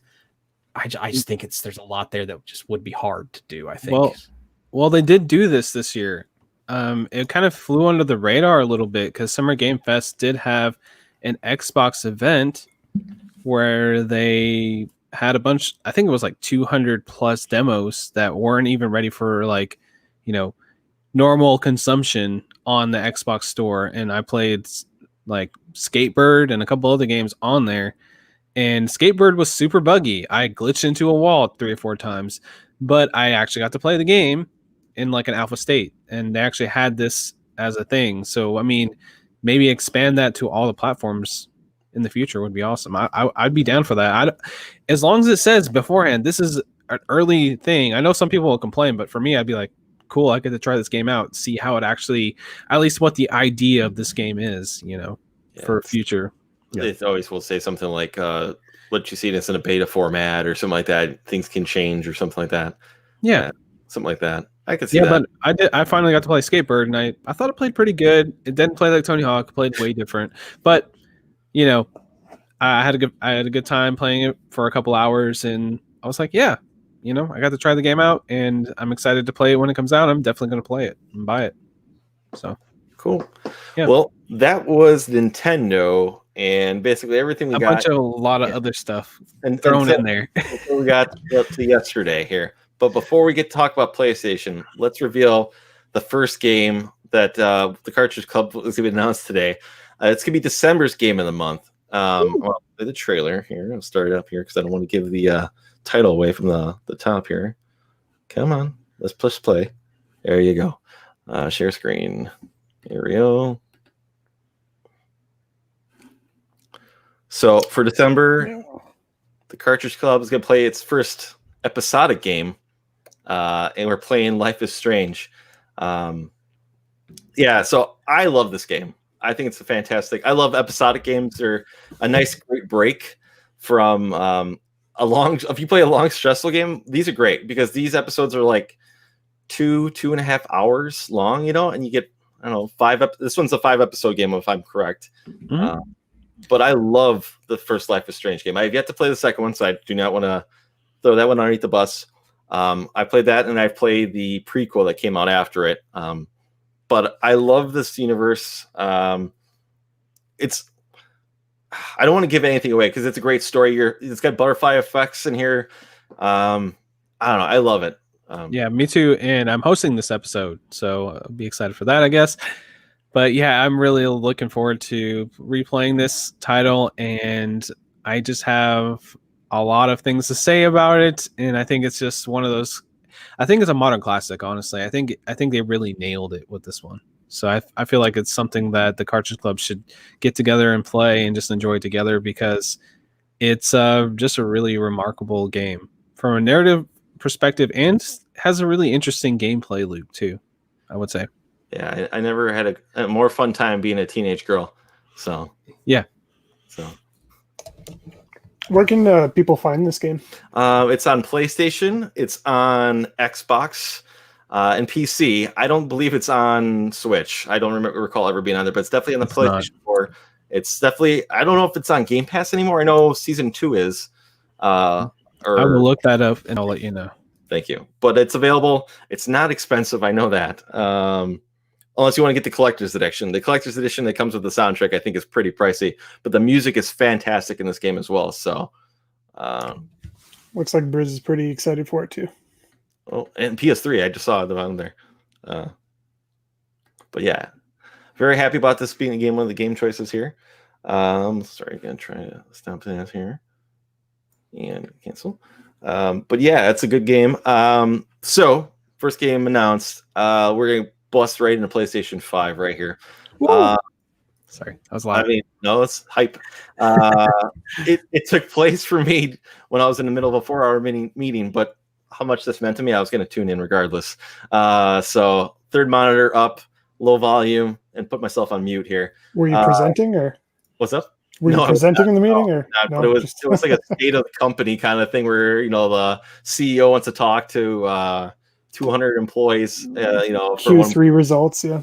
Yeah, one of those kind of really important ones. Do icebreakers, and I'm just like, oh, good, I can turn the volume up here for Miles Morales because there's a 10-minute break here. So, but yeah, so they started off the show with a pretty meaty reveal. Dean's been talking about this game for some time now because he thought the previously announced Square Enix. Did it have a title, a project name title by chance? Was it Dean back in July? The show, right? Yep. Oh, I want to say A Life is Strange is not on Game Pass. It left 3 months ago, sadly, but it's still a very affordable game. Yeah. So yeah, I mean the first like heavy hitter shown off right here, was I'm sorry, I'm pulling up the share screen here. Was Final Fantasy 16. Now this is weird for me because actually this looked promising because I usually don't get excited for Final Fantasy games. 7, I still want to try 7, the new 7, because I hear good things and I like the demo from when I played. But this one really, I kind of got some Devil May Cry vibes. Maybe that's why. I was gonna say more like Nier Automata. Yeah, sure. And I was questioning. I didn't see it, so I don't believe it. But I was wondering if Platinum had something to do with this game, with just seeing some of the hack and slash vibes from it. I don't know. It looked, maybe because it just had a different Final Fantasy vibe for me. Maybe, I mean, I kind of figured it was Final Fantasy when I saw the Kukos running here. Yeah, like for me, anytime there's a new mainline Final Fantasy, I get excited, and I get really frustrated when people are just like, I don't like Final Fantasy, because they're all so different aesthetically. This one takes more of a high fantasy route, which is maybe similar to Final Fantasy 12.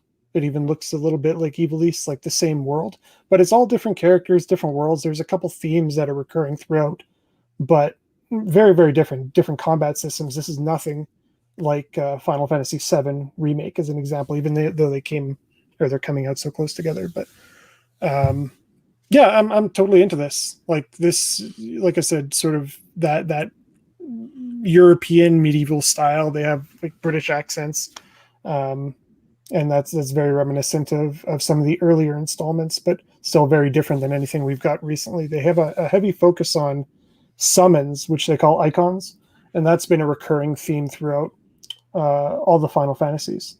But just in this trailer alone, you saw Shiva, you saw Titan, you saw Ifrit, you saw what was the other one? Phoenix. So they're definitely playing pretty heavy on the summoning, the magical elements of the game. So it's going to be interesting. And then there's a lot of blood, like a ton of blood. Yeah. Which, I mean, not compared to any other game, but in comparison with the Final Fantasy game, I wouldn't doubt this would be an M-rated title, like the first M-rated Final Fantasy game we get. Sorry, Josh, I didn't mean to cut you off. And the only reason why I wanted to say this is, I wonder. There was a rumor after how Automata was successful that they wanted Yoko Taro to do a Final Fantasy game. I don't know if this is his or anything, but man, it really, the action, at least, I don't see too many like team, like a team and all. I only see like solo character hack and slash in this. I don't know. Do you know anything about like who's making this one, or if who's the? I just all you see is Square and.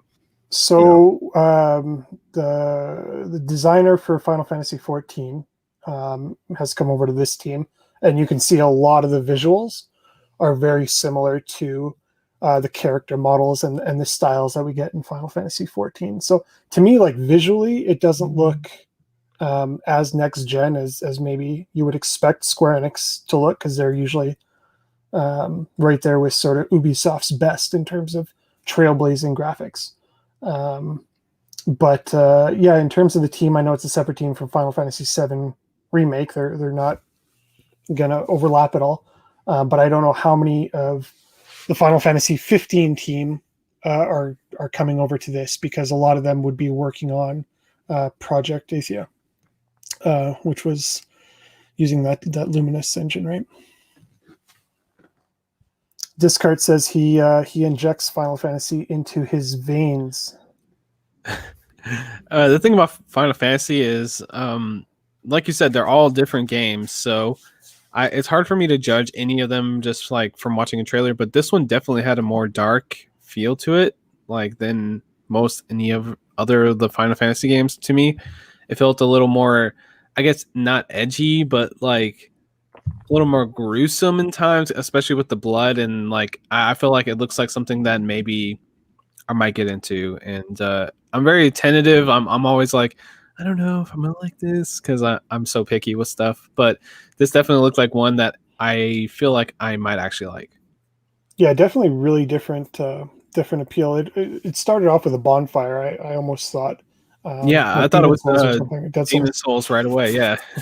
Yeah, and then even some of the more strategic sort of parrying and strafing as you're fighting, that's not normally a Final Fantasy mechanic. So yeah, it'll be interesting to see how this plays out. And it's a huge lock for it to be a console exclusive. I mean, I don't know if it's timed or what, but that's massive. It's coming out on PC, right? That's true, but I'm just saying, like, for like a console. Yeah. Well, and then to follow that up, they went with Spider-Man Miles Morales, which is probably. Let's go. I don't want to know if it's. I would say it's probably with the moving of Halo to next year. It's probably the most hyped game for a console launch coming out this year. So let me share this with Josh. I'll let you start off the chat with this one here, because I'm gonna join you, but I want to let you start because I know you're probably more hyped for it than I am. So I'll let you take it from here. Okay, let's just say I was watching this trailer. I knew they were going to talk about this game and show another trailer and show some gameplay, and I was just like vibrating in my chair watching it the entire time. Like Spider-Man, the thing about Spider-Man, like when we first saw it, like nobody really believed that was actual gameplay. Like, oh, this is just, how is this a thing? And then we played it and it was amazing. At least I thought this game was just one of my favorites I've played in years. And then they have this, which is kind of taking that formula. And I know this is like a smaller game. This is like the Lost Legacy of Spider-Man, Uncharted Lost Legacy of Spider-Man. That's fine with me. If this is just 12 hours, 10 hours of just awesome Spider-Man action, I'm in. It looks stunning. And you can see like the coat of paint they put on it for the PlayStation 5. It looks just a lot better. And the thing about the PlayStation 4 Spider-Man game is it capped at 30 frames per second, which they did a lot of tricks like motion blur, things like that, to make it feel smooth. But the fact that this is going to be natively 4K 60 frames per second, having that feel with the web slinging and just all of that all together is going to be awesome. And it has the dynamic music with like some kind of like trap beat, to make it feel more Miles Morales. So when they get into the gameplay and then you hear that trap beat come in, I got super hyped. I'm like, dude, this is going to be amazing. And the gameplay looked awesome and colorful, fun, and just what I'm looking for in the game. Just have a good time. And experienced an awesome story, and I think the storyline is going to be awesome. They have like showing Miles's mom trying to like become a politician, and it feels like there's going to have layers and levels to that, and have that representation that you're going to have with Miles Morales and his storyline. So altogether, this is my most hyped game of the year. This is basically a system seller for me. Like, I probably would get the PlayStation 5 anyway, but I know this is coming out on PlayStation 4, but I want to play it in like the best way possible because this is just going to be so fucking cool. I'm really, really stoked. I'm right there with you, man. Like I'm at this point, you can't really say anything that's gonna take me away from this. Just looks like fun. Like, yeah, whether it's 10 hours of fun or 20 hours, I don't care. It just looks like a really good time. I'm so excited for it.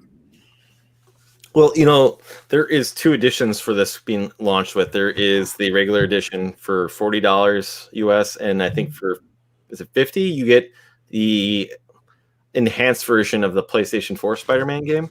I'm hoping, fingers crossed, that if you own the disc, it gets enhanced because I've yet to hear anything about that. Yeah, I was curious about that too. Like, of course, I own Spider-Man PS4. I played like 60 plus hours of that game and got platinum and everything. Am I going to be able to just pop my disc in and get that remastered version? It doesn't look like that, sadly. I hope the fingers crossed that they do happen, because I've bought the game twice, and I only bought it. I say it jokingly because it was cheaper for me last Black Friday to buy the Game of the Year edition than it was to buy the DLC. So I mean, like, because the DLC was on sale, but I think it was still cheaper for me to buy it that way. So I opted for buying it again, another copy, and it allowed me to let my hand off my regular copy for other people to borrow who've never experienced it yet. But Spider-Man PS4 is probably my favorite game for the PlayStation 4. I think the people who keep talking it down, it's the lesser game. Uncharted Lost Legacy was a fantastic game. It was just a little shorter, but sometimes a longer game does not benefit its game. I think really what it is it was a quicker turnaround. They're reusing assets. And maybe we could talk about this a little bit for this game, because there's a few games that are going to be, I think this game's on the PlayStation 4 too, right? This one I think is coming to PS4 as well. Yeah, it is.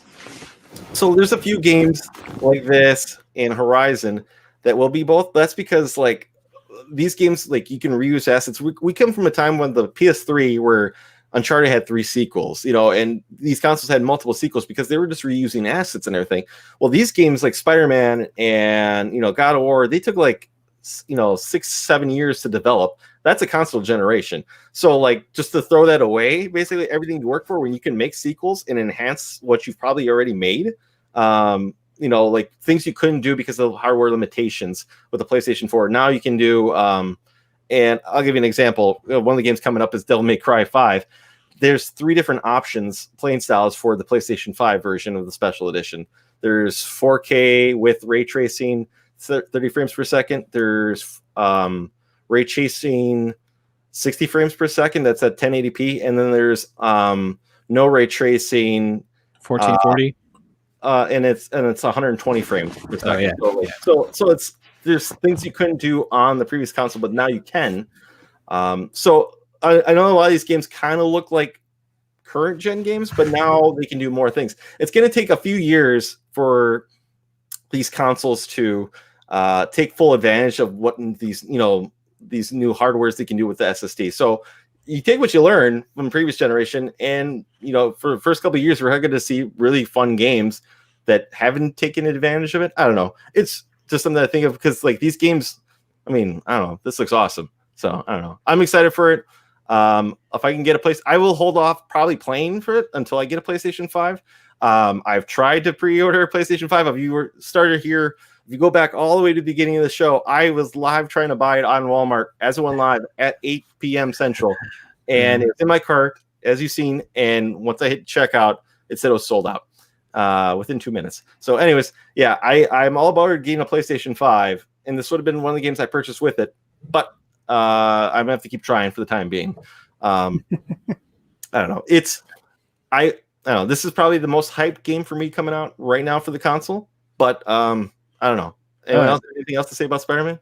It looks awesome. It's not Bug Snacks, that looks amazing, but this is pretty close. Yeah. Well, there was no Bug Snacks showing off at this event, so I'm sorry. You gotta save something, I guess, for the next one.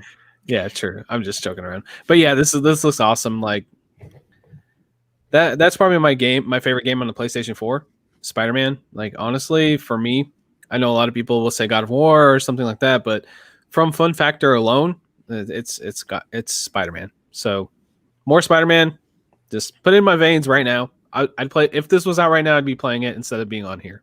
So looks like Discard's going to be breaking out the old Spider-Man spandex out of the closet, and he's going to be putting it on for a full playthrough. So you have to look forward to at least. Get your viewers. That's fun. He promised. It's there. That sounds fun. I wouldn't do that. It's too revealing for me. But hey, do your thing. Wear what you love. That's true. And then the next video was showing off, and this game I think has been rumored for some time. Has it ever been announced that Harry Potter Hogwarts Legacy? No. It's been definitely rumored. It was rumored as originally called, I think, Dark Legacy, but it's been rumored for years. So, but this was the first official. I was looking into it because I was curious when the trailer leaked because there's somebody who did like a focus test, like in 2018, August 2018 to be exact, because I literally just looked into this like when this trailer came out. So I was like curious, like how long has it been? But someone took off-screen footage of this game, like a trailer, and posted it online in 2018. Everybody's like, "Oh, that sounds awesome! The Harry Potter RPG." I'm just gonna go right here and say that Harry Potter, like the creator, is problematic right now. But I kind of like try to put that in the back of my mind. And I love the universe. I think Harry Potter is a really interesting universe, has a lot to offer. And as a kid, this is like the game I would have like told my friends, like, this is the game I want to play. Like, this is the game like pie in the sky for a Harry Potter fan. So making your own character, doing all the Hogwarts stuff, going through all the classes, picking your, Hogwarts house. I'm not sure if you get sorted into it, or that'd be kind of cool if you did like, if they put the sorting hat on you and you had to do like a questionnaire to like get like one of those online questionnaires to get like your Hogwarts house or whatever.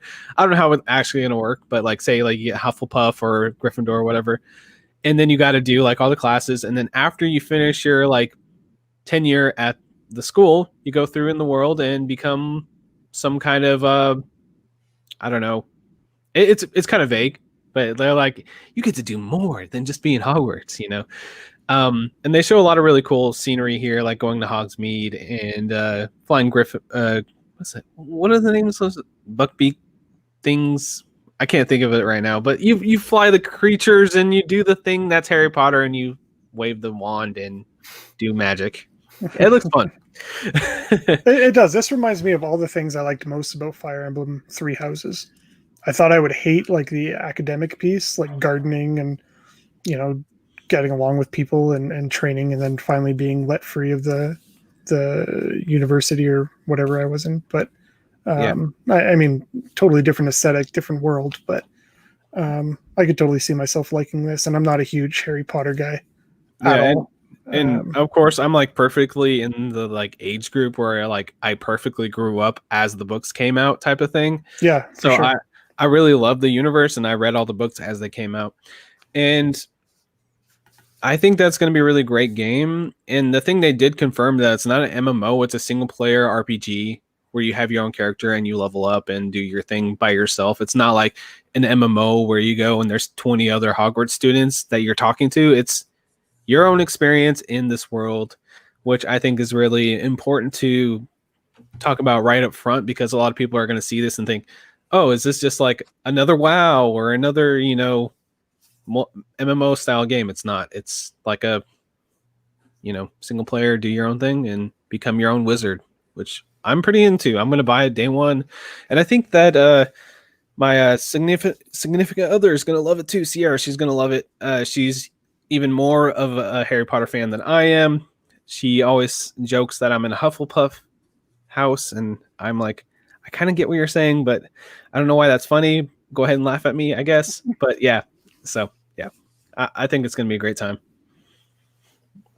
Very good. Yeah. The next thing that led off was a Black Ops Cold War trailer. I got excited for a minute, not to poo-poo on Call of Duty, but I saw Raven, and I'm like, wait a minute, what's going on here?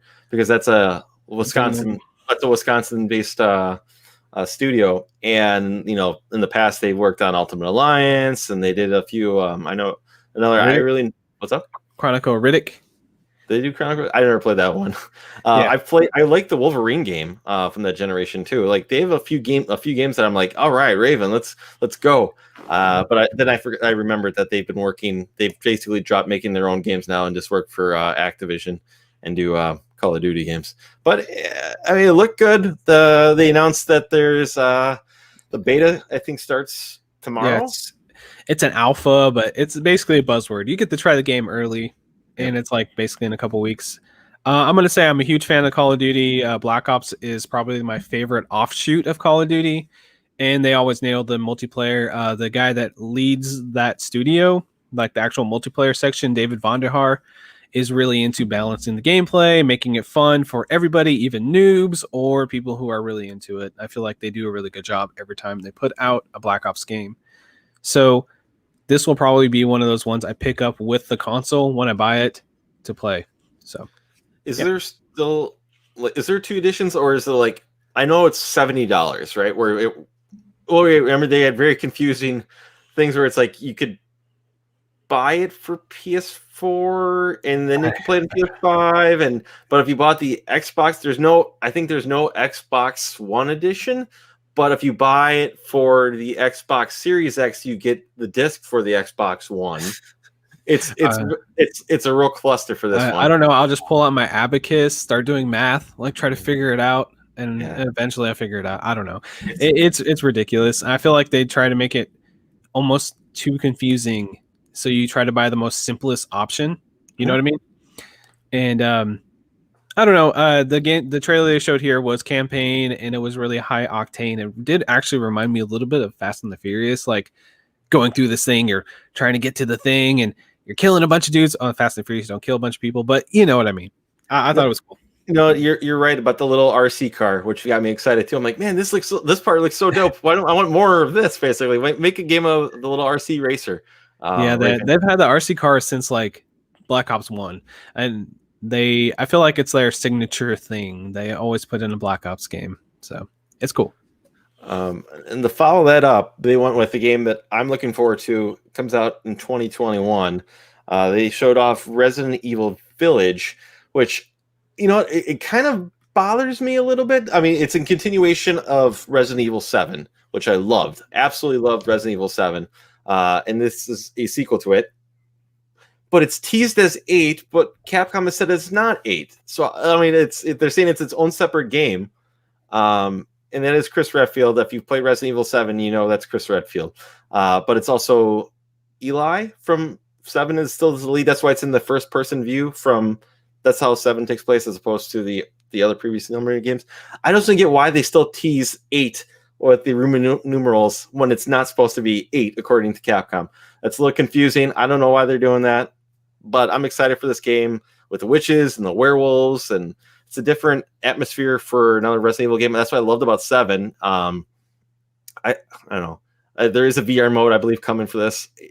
I don't know. I'm excited for this game. I can't remember if 7 had free DLC. I want to say it did. I'm not 100%. I know I bought the Game of the Year edition that definitely had the DLC. But 2, 3, 7, Capcom's on a roll right now with their games. They've definitely kind of corrected where they've been from a couple of years ago, but I'm a big fan of 7. Excited for hopefully this being 8, because I think it deserves to be from what the work it looks like it's going with, but I don't know. Yeah, I wonder what the marketing reasoning is. Like, do the numerical entries have to have or be a certain caliber now, or like you could have called it Resident Evil Hamlet or something that couldn't be misconstrued. It's like, so wow. I'm digging through just some comments here, and it looks to me like my guess is that it is a sequel. I mean, it's gonna carry on that story, but I think it's so far in the series that the creators are afraid that players are going to not jump into it because they think they have to play 7 in order to play 8, and they want to sort of say, no, you don't need to play 7 to play 8, and you'll still enjoy it. That's kind of, I'm reading between some lines and a few quotes right now, and that seems like maybe that's what it is. So if you like 7, this will be technically a sequel, story-wise, narrative-wise, but you don't have to have played 7 in order to enjoy 8, is what it sounds like they're trying to market. Not doing a great job of it, but that's what it sounds like. Don't highlight the Roman numerals and Village. That should be the Easter egg, right? That should be like people to say, oh, I could see a 7 or I could see an 8 in the word. That's kind of cool. Like they should not have highlighted that. You're right. Is it just called Resident Evil 8 or is it called Village Resident Evil? Resident Evil Village. Yeah, it's just being called Resident Evil Village. That's fine though. Like if I saw that on the shelf and I didn't know much about the series and it just said Village, I'd be like, all right, cool. I actually think that the different direction with the werewolves and stuff looks like a pretty cool and interesting take that Resident Evil's never done before. So could be interesting to sit down and play. Mm-hmm. Mm-hmm. I know it was followed up with Deathloop after this, and we've seen this before previously, and that just got pushed back a little bit. It was supposed to be, I think, a launch title, but it just got pushed back because the development needed more time and whatnot. I get little, the more I keep seeing about it, the more BioShock vibes I keep getting from the game. I know this was a weird one to put in the reel for me. Like we've seen it before. Everybody knows it's delayed. Why throw it in there just to remind people that it's delayed? Maybe just get the hype up more for the exceeding 40 minutes. I kind of with you, like with someone it's an exclusive too, right? So I think that's probably they didn't really say that overtly, I don't think, in the trailer, but I think they just kind of wanted to remind people, here's something you can have only on PlayStation. Yeah, that's a good point. Like the last PS5 reveal, we only had Deathloop. It was the only FPS shown. And then Xbox came out with a whole roster of FPSs. So maybe they wanted to have at least 2 in here, Deathloop and Call of Duty. Yeah, I think that this game is going to be awesome. I think that Arcane does incredible games. Prey didn't land with me as much as the Dishonored series, but all the entries in that series really were excellent. I thought the gameplay and storyline was awesome. The way they do the immersive environments and the stealth mechanics is just really well done. I think the idea of doing kind of like a Groundhog's Day with the teleportation, it's literally the same teleportation as Dishonored, where you just go and you go. Have that same teleportation, have the stealth mechanics from like a Dishonored with, different flares, different weapons and stuff, different characters in this like hyper, stylized environment. It's going to be really fun, but my hype is kind of killed and kind of got squashed when they're like, oh, it's way down the line. It's like way next year, the end of next year. And I think that with the situation in the world and everything, I think that the game probably would have been a launch, title normally. Like it would actually came out like when they planned, but stuff happens and the world it is the way it is, so it got delayed. But I mean, take your time. Game's gonna be better for taking your time. I'm excited for it when it comes out, but it's hard for me to get super excited right now. And they probably could have skipped out on this and waited for another event to reintroduce it or something. I don't think they need to keep harping on like, hey, we delayed this game. It comes out, November of 2021. Well, it's 2020. I'm looking forward to the launch, not next year, I guess. You know what I mean? Mm-hmm. Yeah, I kind of agree with you. Some of those things here, I've always kind of said in my head, basically, I haven't said this out loud, but with all, and this isn't just PlayStation, Xbox, Nintendo, I don't need to see the same stuff you've shown over again. I kind of want new stuff. Save stuff like you've announced already for a straight up direct state of play where it's just focused on like Spider-Man Miles Morales, what's it called? Like as much as that, it's cool that we got to see gameplay this time. So that's great. So now I don't need to see this showing up at another of Nintendo. If they did another state of play, I wouldn't need to see it again. You're good. No. The first time was announcement, great. This time gameplay, cool. I don't need to see it for a third time. Next time, if you're going to show me straight up gameplay, do what you did for Ghosts, where you showed me like the nice, like, okay, this is why you got these camera modes. I don't need to see it at another event, So stuff like that. I wish maybe it's just a little bit, padding for these shows that they, like, oh yeah, it's still coming, but I don't know. Yeah, but I'm super stoked for the game. The game looks awesome. I'm going to play it day one. That's a day one game for me. But we've seen it like 7 times, I feel like, or 15 times or 30 times. I don't know how many times I've seen it, but it's been more than 2 times. And I feel like okay, chill and wait till it's closer and then show it again. That's how I feel on it. I just knocked my water over. That's cool. Anyways, you know what? I see some water in this trailer, and then I will talk about we call it Devil May Cry 5 Special Edition. Devil May Cry 5 was definitely my top 3, maybe even my top 1 from last year for games of the year. I love the Devil May Cry franchise, and the Special Edition, from my understanding, because I listened to them talk about it, the developers talk about this too. It sounds like it's going to be paid DLC, so if you own the game, I don't know how much it's going to cost. It's available digitally on launch for the PlayStation 5 and on Xbox. As soon as it launches, it'll be there, so you can buy it digitally. So I imagine there will be a physical edition coming out, but if you have it from the previous generations, I think it gets up-res, but the special edition effects, basically like the 120 frames per second and all that ray tracing and the ability to play as Virgil. Because Virgil is only you fight against Virgil in the game. You don't play as him. So very much like Devil May Cry 4 Special Edition, you get to actually play as Virgil. He's always one of the more interesting characters in the game. So I'm excited for it.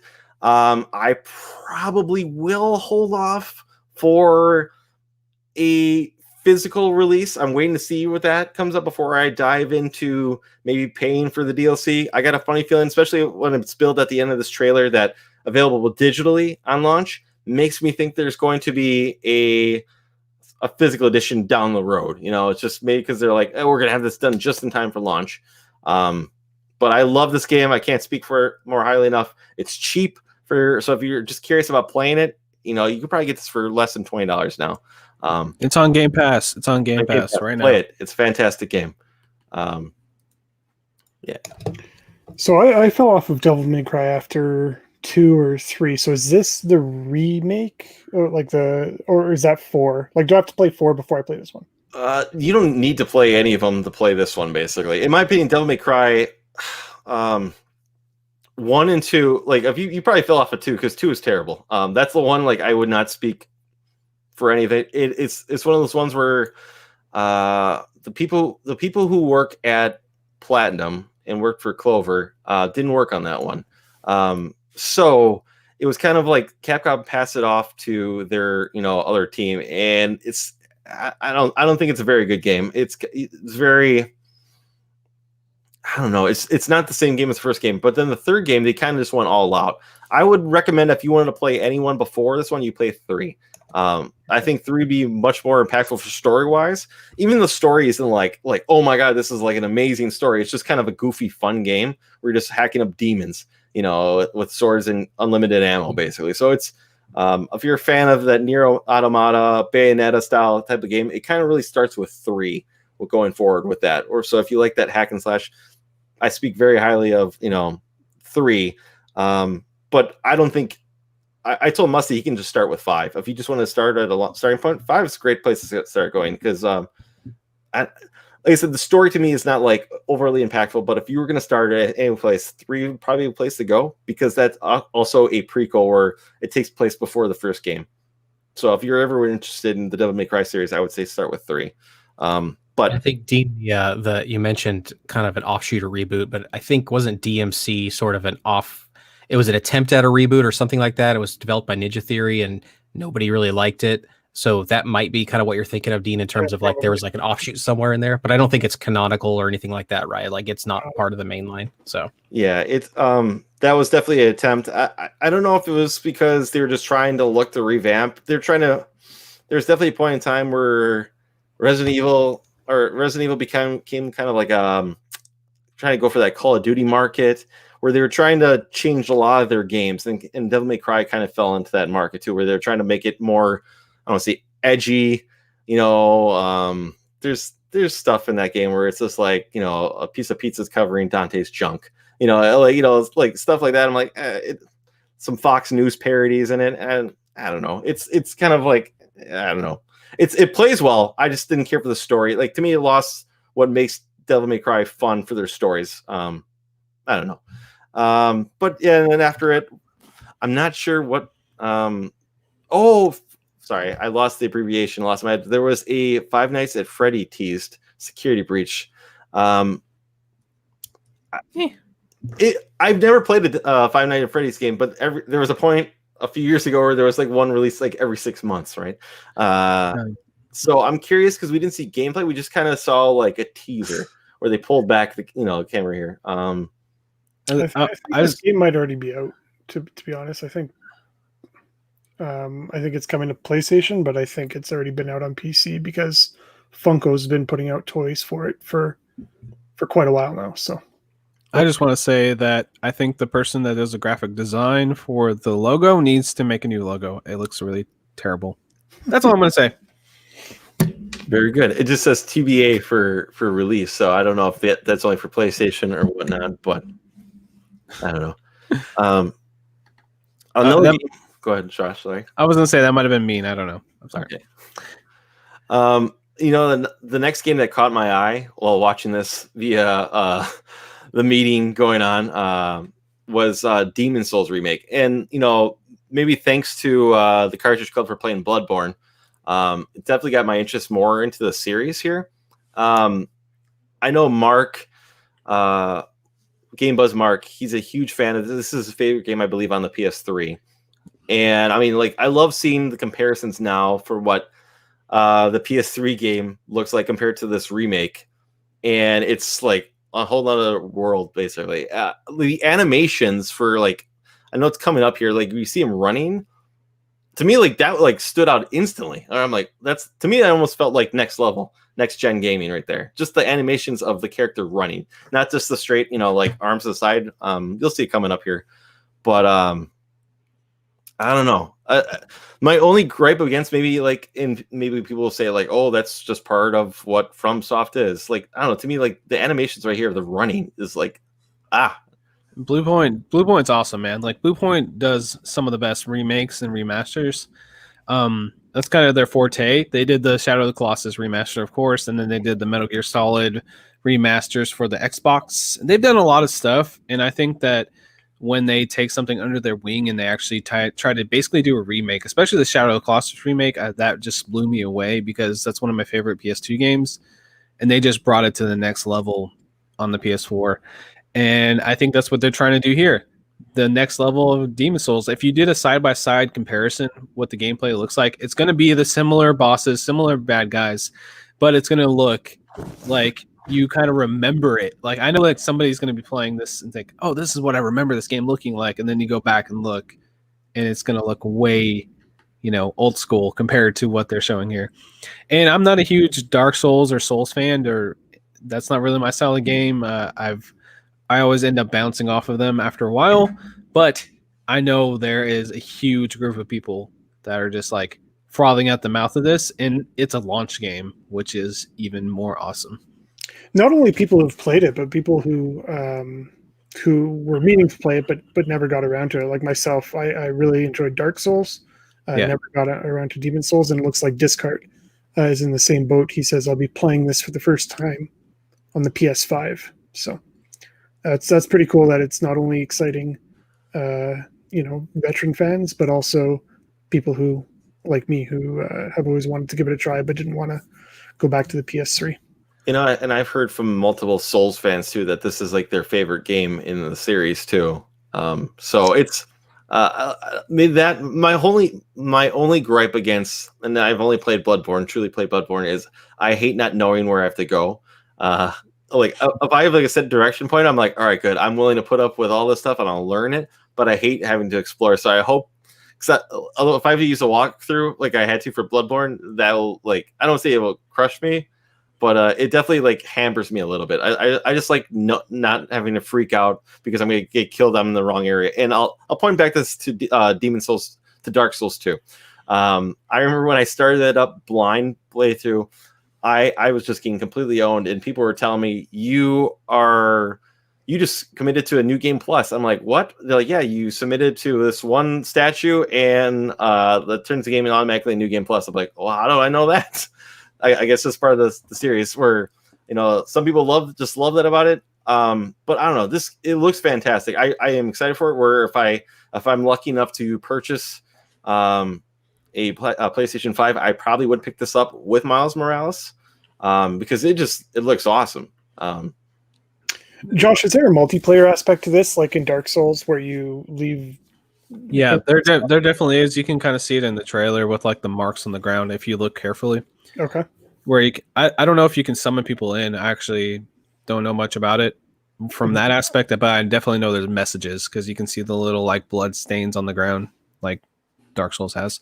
So that might help you a bit, Ryan. What's up? That might help you a bit with players leaving hints on where to go. Or there might be a summon. The thing with these games is I feel like they always have a summon mechanic, but it's a little obscure. You have to figure it out or look up a walkthrough. Like, oh, you got to grab this specific item and go to this specific place to do the summon. But I don't know. This game definitely looks like something I might pick up on a sale and try out. I feel like I've tried out every single one of these games, and hopefully, I always want them to stick because they're so cool and they have awesome vibes. So you never know. You're a true gamer when you beat one too. Yeah. One game that shocked me here that someone wants to talk about that was announced next was Fortnite. Caleb, why don't you explain to me why you want to talk about Fortnite?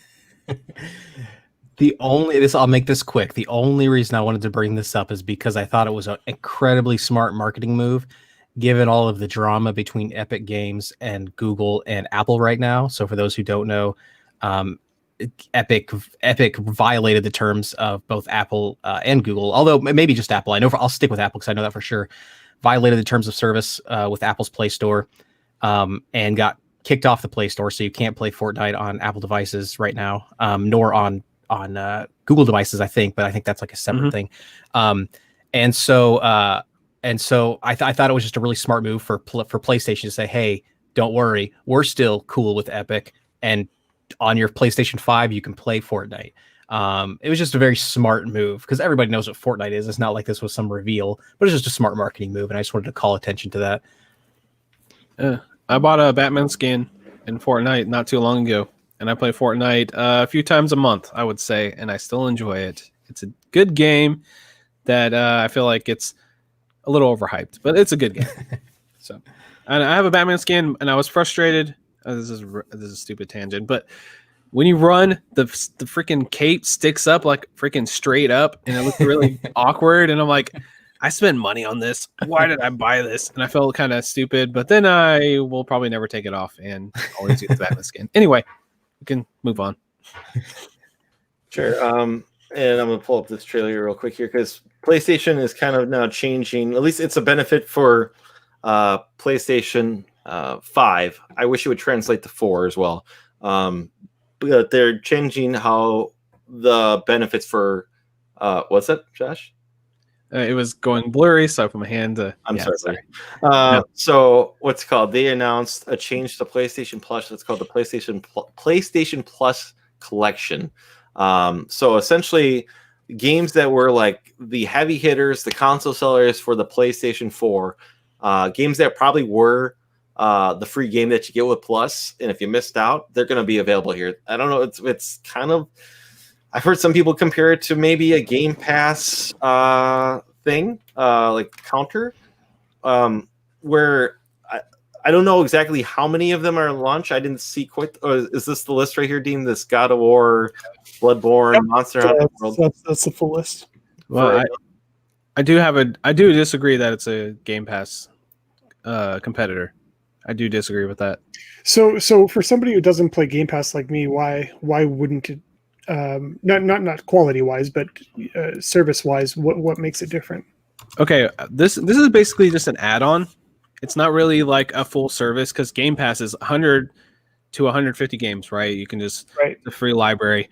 This pretty much feels like this is PlayStation saying, hey, if you buy the digital edition of our console, you don't really have to have your disc versions. It feels almost like a make good for people who are like big fans of PlayStation, in my opinion, because say like me personally, I have all the first party titles from PlayStation 4 on my shelf back here. I could literally just go sell all these games and just get the service and still have all these games. I feel like that's really what it is. I don't think it's going to be 100 games. I think it's going to be maybe 20 games, 25 games, something just a little mini library. Like, here's the best of a PlayStation 4. I don't really think they're trying to compete with like the expansive library of a Game Pass. So just a way for transitioners to carry over their collection or their library. Yeah, and that, or people who have never played these games can do it for the very first time. Yeah, Right. I think it's. I think so. I'm with Josh in that I don't. There's a lot of people comparing it to Game Pass. I don't understand that because I have a lot of things to say about it. The first thing I'll say is I think this is essentially the greatest hits version of PlayStation Plus because it's called PlayStation Plus Collection, so it's a subset of PlayStation Plus.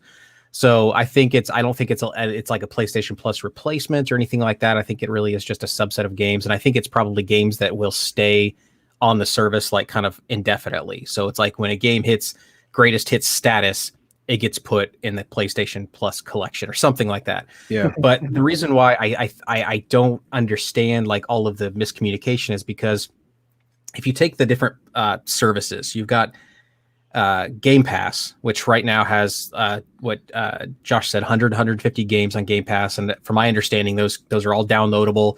And some of them are streamable now from xCloud. I think something like that. There's some overlap there, but primarily downloadable or streamable 150 games on Game Pass. Then you've got PlayStation Now, which I don't know why PlayStation has ignored PlayStation Now because that's 800 games that you can download or stream. And it's crazy. They never seem to talk about that. I'm like, why wouldn't you? Because that's quantity of games. It blows Game Pass out of the water. Now, quality. Now, from my understanding, is that most people who have Game Pass, they get Game Pass because the day one exclusives are part of that, and that's the main reason. So I understand like there's a difference there, but quantity of games that blows it out of the water. So I don't know why this isn't instead of PlayStation Plus collection, it's not PlayStation Now collection, because then you're paying one price, and a lot of those games that they announced in this PlayStation Plus collection are already in PlayStation Now. So why don't they just transfer PlayStation Now to PlayStation 5? And that's my question is like, is it going to be there? I'm assuming it's going to be, but it's weird they're not talking about it. It's weird. So either they'll phase it, either they're going to phase one of the services out, which I hope it's not PlayStation Now, because again, that's a fantastic deal, honestly. Yeah.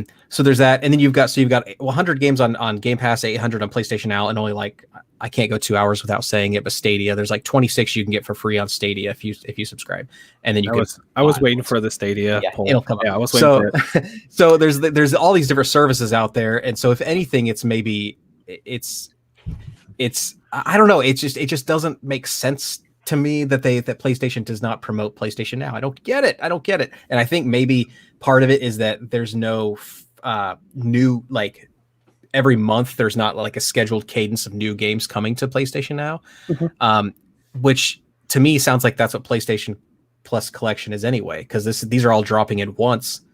It's not like 2 of them a month or something like that. So I don't know. It must be something. Well, I know what it is. It's Sony, because Sony loves money, and they don't want you to be able to have all of these games playable on your PlayStation 5 from the beginning. They want to sort of piecemeal them to you because they probably want to reserve the right to be able to repackage some of those games as new games with PlayStation 5 enhancements. So they don't want the whole PlayStation Now library to be available to you on PlayStation 5. That's probably part of it. Some of it might be architecture reasons. Maybe they had to do things special to these PlayStation Plus collection games in order to make them playable on PlayStation 5. That's maybe part of it as well, but it's so weird that no one talks about PlayStation Now, and it just boggles my mind. So I was very confused about this whole thing. It makes, sorry, Josh. I was gonna say it makes sense to me, but it's up to PlayStation to do what they want. Maybe it's a thing they want to do down the road, but I imagine Now becomes this eventually. My biggest gripe for Now is that these games should be on there. These greatest hits games should be on there. They occasionally pop up. Like I remember Uncharted 4 was on there, but then gets removed a couple months later. Spider-Man was on there, but then it's going to get removed. It's going to get pulled. Why? It should be like they're $20 games now. And if someone's paying for Plus, which is ideally $10 a month, unless you find some package deal or you pay for it, whatever, in 2 months you make that money. You make that money, and people will forget, and they'll automatically renew. It's even when I'll go like a month, sometimes even 2 months without even turning on my Xbox, and I paid for Game Pass. It's like you're gonna loop that. These games are console sellers. They're the ones that help make the PlayStation 4 and how hyped the PlayStation 5 is, where people want, it sells out in a minute on Walmart, .com. As you've seen earlier. He's gonna be feeling that pain for a long time, I think. And people, if you get this with the PlayStation 5, if you have it, play Days Gone. It's a fucking great game. I love that game.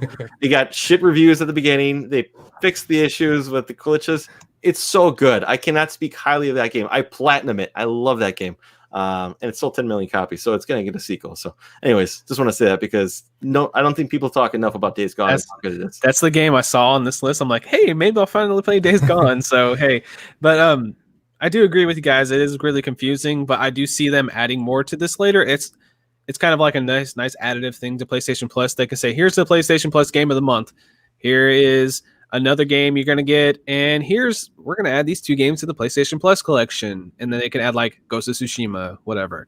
And I think it's just going to be another additive thing to PlayStation Plus to make it a better value. They continue going forward, and it's not really related to PlayStation Now. And I do agree that it's kind of weird that they keep like kind of like it's like the redheaded stepsister or whatever of freaking PlayStation. But I think it's just a little additive thing to add to give people more incentive to keep paying that monthly fee because they make so much money off of it. I wonder if the PlayStation Plus collection is going to be available to PlayStation 4 people. I mean, most of the games are in now already, but if they keep adding new games to it, like if they were to add Ghost of Tsushima, like is that only a PlayStation 5 thing? I wonder. That's an interesting idea. They haven't really talked much about it besides like, hey, we're doing this thing. So maybe. I honestly think that and this is me speculating, but I feel like they might do a state of play that's more like a technical side of PlayStation before the release of the console. They might show the UI and stuff like this, like explain more of the PlayStation Plus collection and stuff like that. I would enjoy that personally, just to know more about this thing I'm about to get. Hopefully they do it. They might not, but yeah. And then they did one more thing. We have one more thing. Please, check besides the prices, right? Yeah. Oh, besides the prices, yeah. So the prices and the release date it's November 13th for the US. Thursday. 12th. It's a Thursday, as Dean loves it. It's called like everything comes out on a Thursday now for some reason. Everyone does the shows. And it's $400 for the all digital and $500 for the. So it's on price with the Series X. I mean, we'll maybe do some comparisons when we talk about our predictions down the road. So it's in that same ballpark kind of your PlayStation. There's not going to be that $100 price difference really between the top line version of your I think what's incredible though is like if you don't care about disk drive at all, the PlayStation is now the only that you can get a true next gen system for $100. For the true next gen system is cheaper on PlayStation, right? Because pretty much. And that's kind of crazy to think about. Like the $299 Xbox Series S is awesome, and it is a next gen system. I don't want to downplay it for sure. But if you want like the top of the line, everything, now you're comparing 400 or you're comparing 400 for diskless versus 500 if you don't care about the discs, then that's crazy to think about. Like it was good pricing on PlayStation's part. I think Xbox Series S will still sell great, but I think that was a smart move. I really think that both companies are kind of playing different games at this point. Like Xbox is like, hey, we want you to be part of the Xbox ecosystem. This is the cheapest entry point. If you don't have a 4K TV, even if you do, this is a cheap box. If you want to just spend $300 and jump in with us, hey, you can even play these games on your phone if you have Xbox Game Pass, right? Oh, if you have Xbox One X, you can still play along with all of us. Jump in, we're all Xbox. And I know PlayStation is more emphasizing, hey, this is the next gen. We're going to try to jump to the next generation, and here's the $400 one that's more affordable for us. And I feel like, even though I think that both consoles and both companies are kind of in a really great like lane to win at what they're trying to do. I don't think they're competing, but they're kind of not. They're kind of in their own lane in some aspects, in my opinion. Successful. Yeah.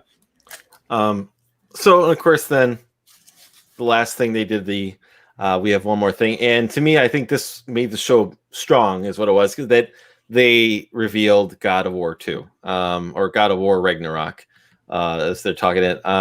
Ragnarok is coming. Yeah, so I don't know if this is going to be Ragnarok, but I mean, I guess it's in the title right here, so I guess it's got to be, right? I imagine they build to Ragnarok with the trilogy, but well, and at the end of the first one, it was snowing, so Ragnarok was there. So I think this has to take place during Ragnarok, right? But well, I think Fimbulwinter is a period of time, right? So I thought that this game would encompass the whole Fimbulwinter and the whole build up to the actual Ragnarok event where Thor takes on the World Serpent and shit goes nuts. But I was super impressed with myself. I was really proud of myself, guys, because I was tweeting out some stuff from Cory Barlog, and he had this really amazing string of tweets recapping all of the development. And it was like 20 different tweets. And so I was reading through them, and I thought, well, he's using some interesting words here to start his sentences. So I looked at the first letter of every post that he did, and it said Ragnarok is coming. So I retweeted that. I said, look, there's a secret message in here, guys. Like, I was so proud of myself for finding it. And then everybody's like, yeah, we knew that like months ago, guys. Well, Dean, you surprised me because I didn't see that coming. And I wanted the Josh to make a little it's called the image of you with Sherlock Holmes, you know. I definitely I remember you saying that. I was like, oh yeah, I should do that, but I just didn't. Make a Detective Dean image, but time space. I was impressed. I thought with this kind of trailer, 2021 wouldn't be shown. I would think 2022 because PlayStation likes to show stuff 2 years down the road.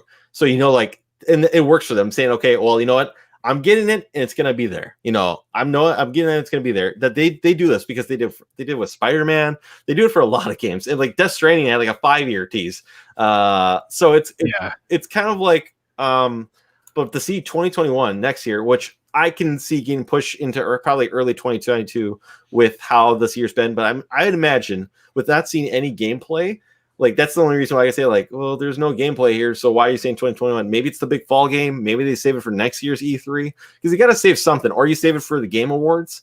Mm-hmm. You know, who knows? I imagine with the 2021, I heard someone tease, and I think it was Tim Getty, thinks that maybe this also is it's not God of War 2, it's like Lost Legacy. That's a shorter game. Yeah.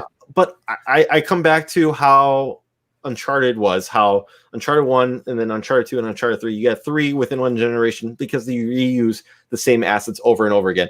And they kind of even maybe were planning this with this God of War game previously, because I remember when you go to the bridge, there's all these areas I think you can't visit. It's just like you can go here, you can go here, but there's all these other places. So they were just building it then, and they're like, okay, well, this is all we're going to do for the first game, and then we'll just keep adding on to it to make it, keep building to this trilogy that, we'll just reuse the same assets over again to make the next game. So I could see 2021 being, possible. So.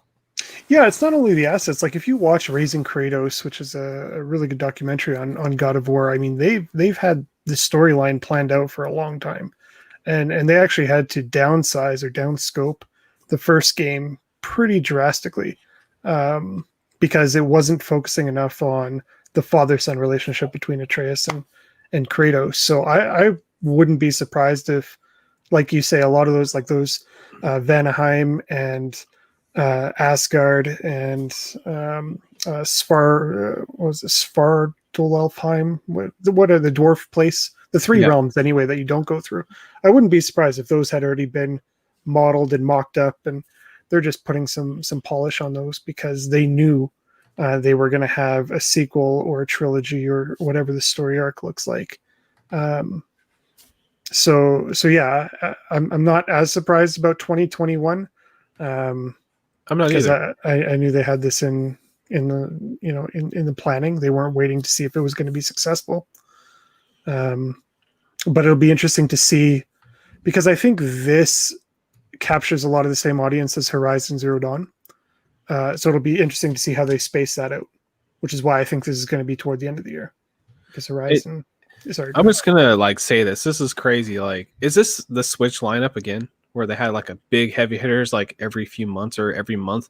Like we got Ratchet and Clank, we got Miles Morales, we got God of War, we got Horizon. Like that's like all in one year. Like that's ridiculous to me. I don't know if this is all gonna land or if everything's gonna come like on these really good schedules or whatever. If anything's going to get delayed, I'm sure something will get delayed.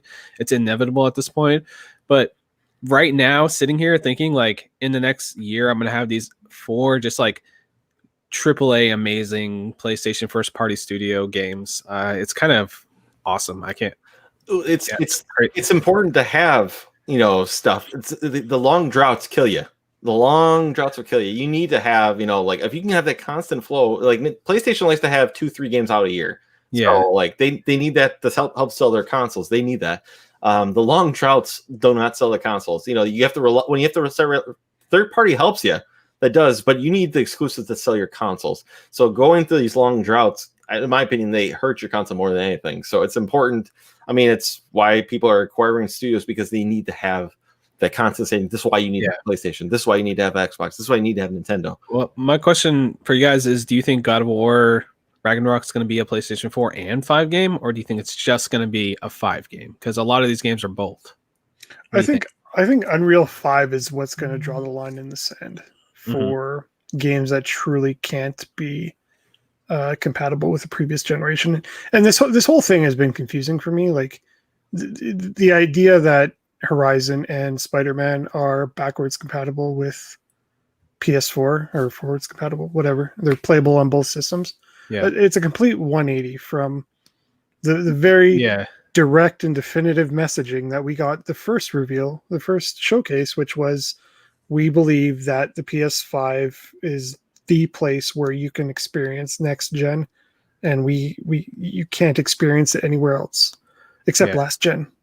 Yeah, they did say this is what they keep saying multiple times. They've tweeted it, they've said it.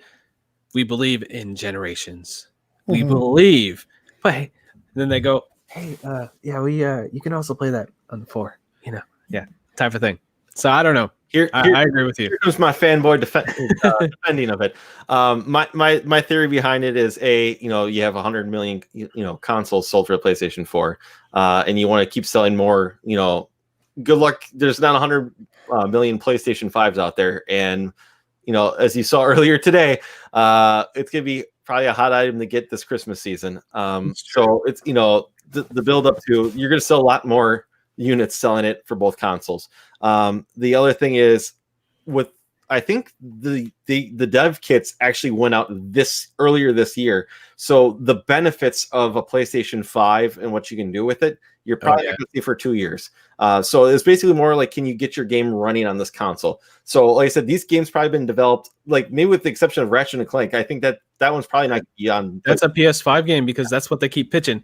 The SSD makes this game possible. You know what I mean? Because of the like teleporting and stuff. So if it's on PS4, I'd be like, wait, what? It's kind of like with like Mario 64 being the showing, like, this is what you can do with open world 3D. Like you need something to show the benefits and how this benefits you and whatnot of games. So it's gonna take inspiration for other companies to keep on, besides just doing the same style of games of to change up the next generation. I think you're right. From a business perspective, that makes sense. The problem, though, is that the messaging was not that. Because you're right. They what they should have said is, we're releasing Miles Morales. It's coming out on PlayStation 4, and there will be it's primarily a PlayStation 4 game, but there will be enhancements for PlayStation 5. Sure. Same thing with Horizon Forbidden West. It's a PlayStation 4 game, but there will be enhancements for PlayStation 5, because the way it sounds in retrospect is the head of Sony or whatever or head of PlayStation is saying, you have to get a PlayStation 5. Oh wait, no, never mind, you don't. And that's disingenuous, to be sure. However, I think it's on both sides where there's not really a lot of truth to a lot of what they're saying. So PlayStation is saying, we believe in generations, but we don't. Whereas Xbox is saying, play on any console, except like next year when we stop supporting the Xbox One X. Like, because that will happen. Like, it's not like I could go back and buy a 360 right now and play Halo Infinite. So they do. There is a break. both consoles are going to have a definitive line in the Santa break. It's just Microsoft is saying there's not a break, but there is, and PlayStation is saying the break is now, but it's actually not for a while. So they're saying the same thing, or they're getting at the same thing. They're just spinning it in totally different ways. It's just different messaging. It's just like, it's like, hey, we're speaking the same language, but we're speaking a different dialect. Yeah, that's probably yeah, exactly. Yeah. But yeah, that was the PlayStation show. I thought it was pretty strong, especially with Ragnarok. I think that kind of like bumped it up for me, because at first I'm like, this is good, but I'm like, okay, you need that teaser for 2 years down the road, or you need something to end strong, or you need that one hype game. And to me, like, that was God of War. That was the hype game to make your show strong. Anyone? Well, what did you guys think of the show here before we announced game 2 for the Cartridge Club here? Oh, I loved it. It was super hype. It's like one of those shows where you watch it and then you're like, dude, that happened. Like, I was remembering, like, today, I was working today. I was like, dude, they announced the Harry Potter game and they announced freaking like God of War. What the hell? I was like thinking back on it and having like those moments again. I thought it was just really solid across the board. There was a couple moments in there like Fortnite and stuff. Like, this is probably contract, obligation, or hey, saying, hey, we got this and this is coming. But all the hype movements really landed with me. And we didn't talk about Oddworld. I know there's somebody that's sitting here like, why did they talk about Oddworld? I love that series. But hey, that's really cool for people who are into that. They had a lot of stuff there, and it's like lots of like different like things for everybody. I thought it was awesome. Cool. I agree. I'm super hyped. This is a good time to be a gamer. Shitty year in general, but for a gamer, it's been good. Yeah, and then we were Playboys, right? So we always say PlayStation stuff's awesome, but whatever. But I'm excited for both consoles, and I'm definitely looking forward to picking up PlayStation 5 as soon as possible. And then I'm waiting for the Series X for Halo. When Halo comes out, I'm grabbing the Series X too. I'm all aboard. I'm ready. This is gonna be awesome. So, and props to the Cartridge Club for that CC effect, because this month, of course, is God of War for Cartridge Club. So as we have announced so far, these are the games that we've announced for Season 8, and we just started Season 8 with God of War. October is Parasite Eve, followed up with Banjo-Kazooie, and we have announced Life is Strange for December. So let's see what the old trailer is for January's game of the month here. So let me just pull it up, press play, and then let's share it again.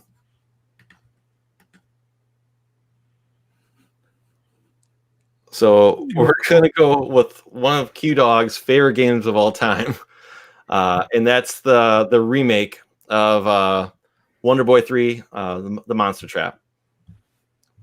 So, yeah, I played this a little while ago, and it's got the great feature. Like, you can still play this on your Master System if you want, but we're really highly recommending that you play this game. It's got the feature you can play it in the Master System mode. But yeah, it's a great game. It's fairly cheap, and it's like on everything. It's on PlayStation. It's on the Switch. It's on PC. I don't know if it's on Xbox. I can't speak of that. Josh, you want to check for me real quick here? Yeah. Confirmation. The other Wonder Boy game, Cursed of the whatever is on Stadia. Just so you guys. Is it on this one? Is this one on Stadia or no? No, this one's not. It's Cursed of the something Kingdom or something is the one on Stadia. That's cool. Yeah, I really enjoyed this game. There's a great feature where you can sort of toggle between modern graphics and old graphics, and yeah, and it's super jarring when you're in the middle of it. I had fun just like in the middle of a jump, I would change it over, and have to like force myself to orient myself to the old versus the new, and it's just that alone was kind of trippy and fun. It was really cool. Yeah, so, we're really sorry. Go ahead, Josh. Oh, I was going to say it's on Switch, PS4, Xbox One, PC, and also on mobile. Nice.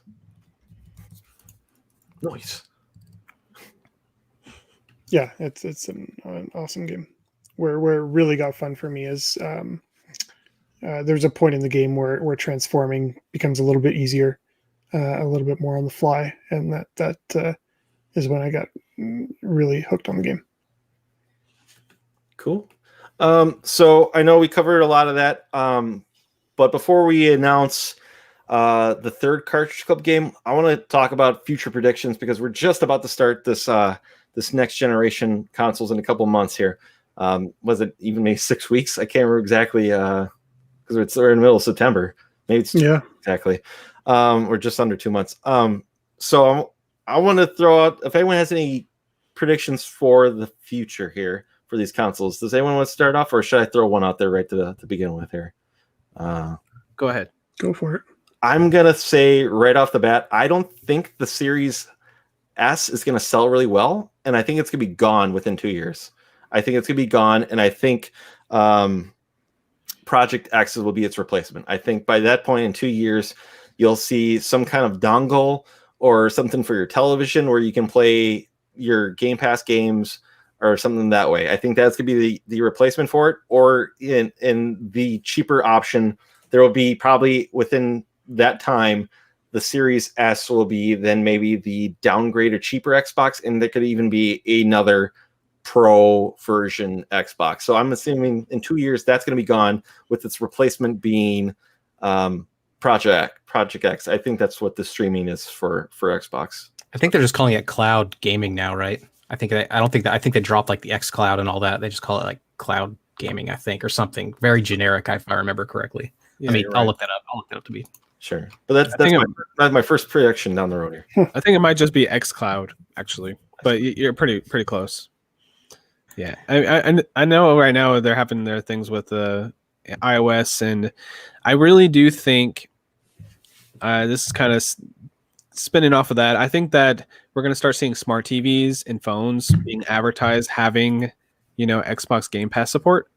I think that's going to be a thing that's going to be like, hey, you can play xCloud on this TV, this smart TV, this LG 2021, whatever, it's going to be kind of built into a lot of stuff. I feel like that's what they're trying to go for with this like entire ecosystem.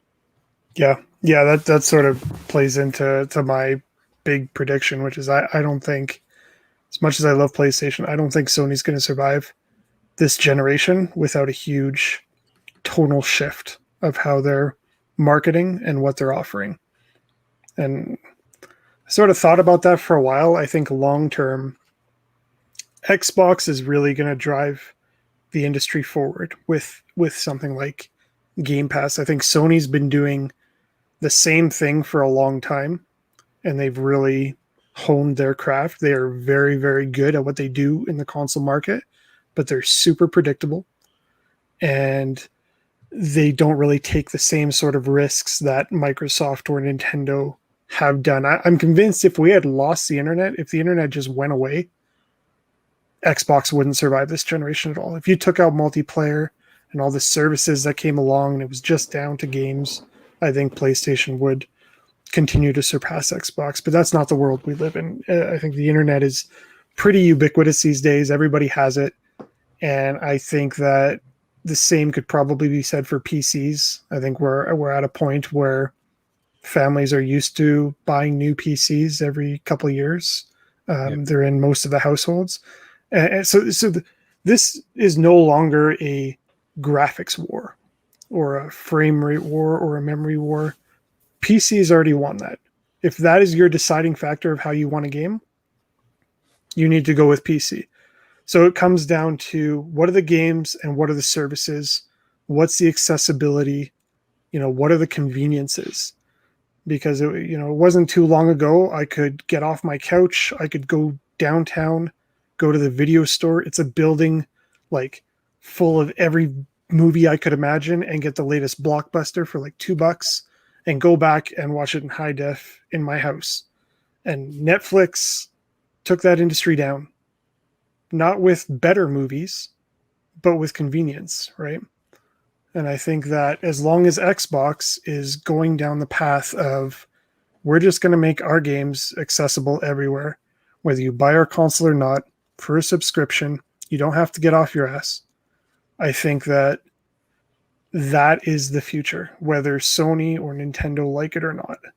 And sure, the games will play into it, but in the end, if they don't adopt that sort of model and keep playing the console game where they just have the next best console aside from PC, then they're just gonna lose money. I don't think.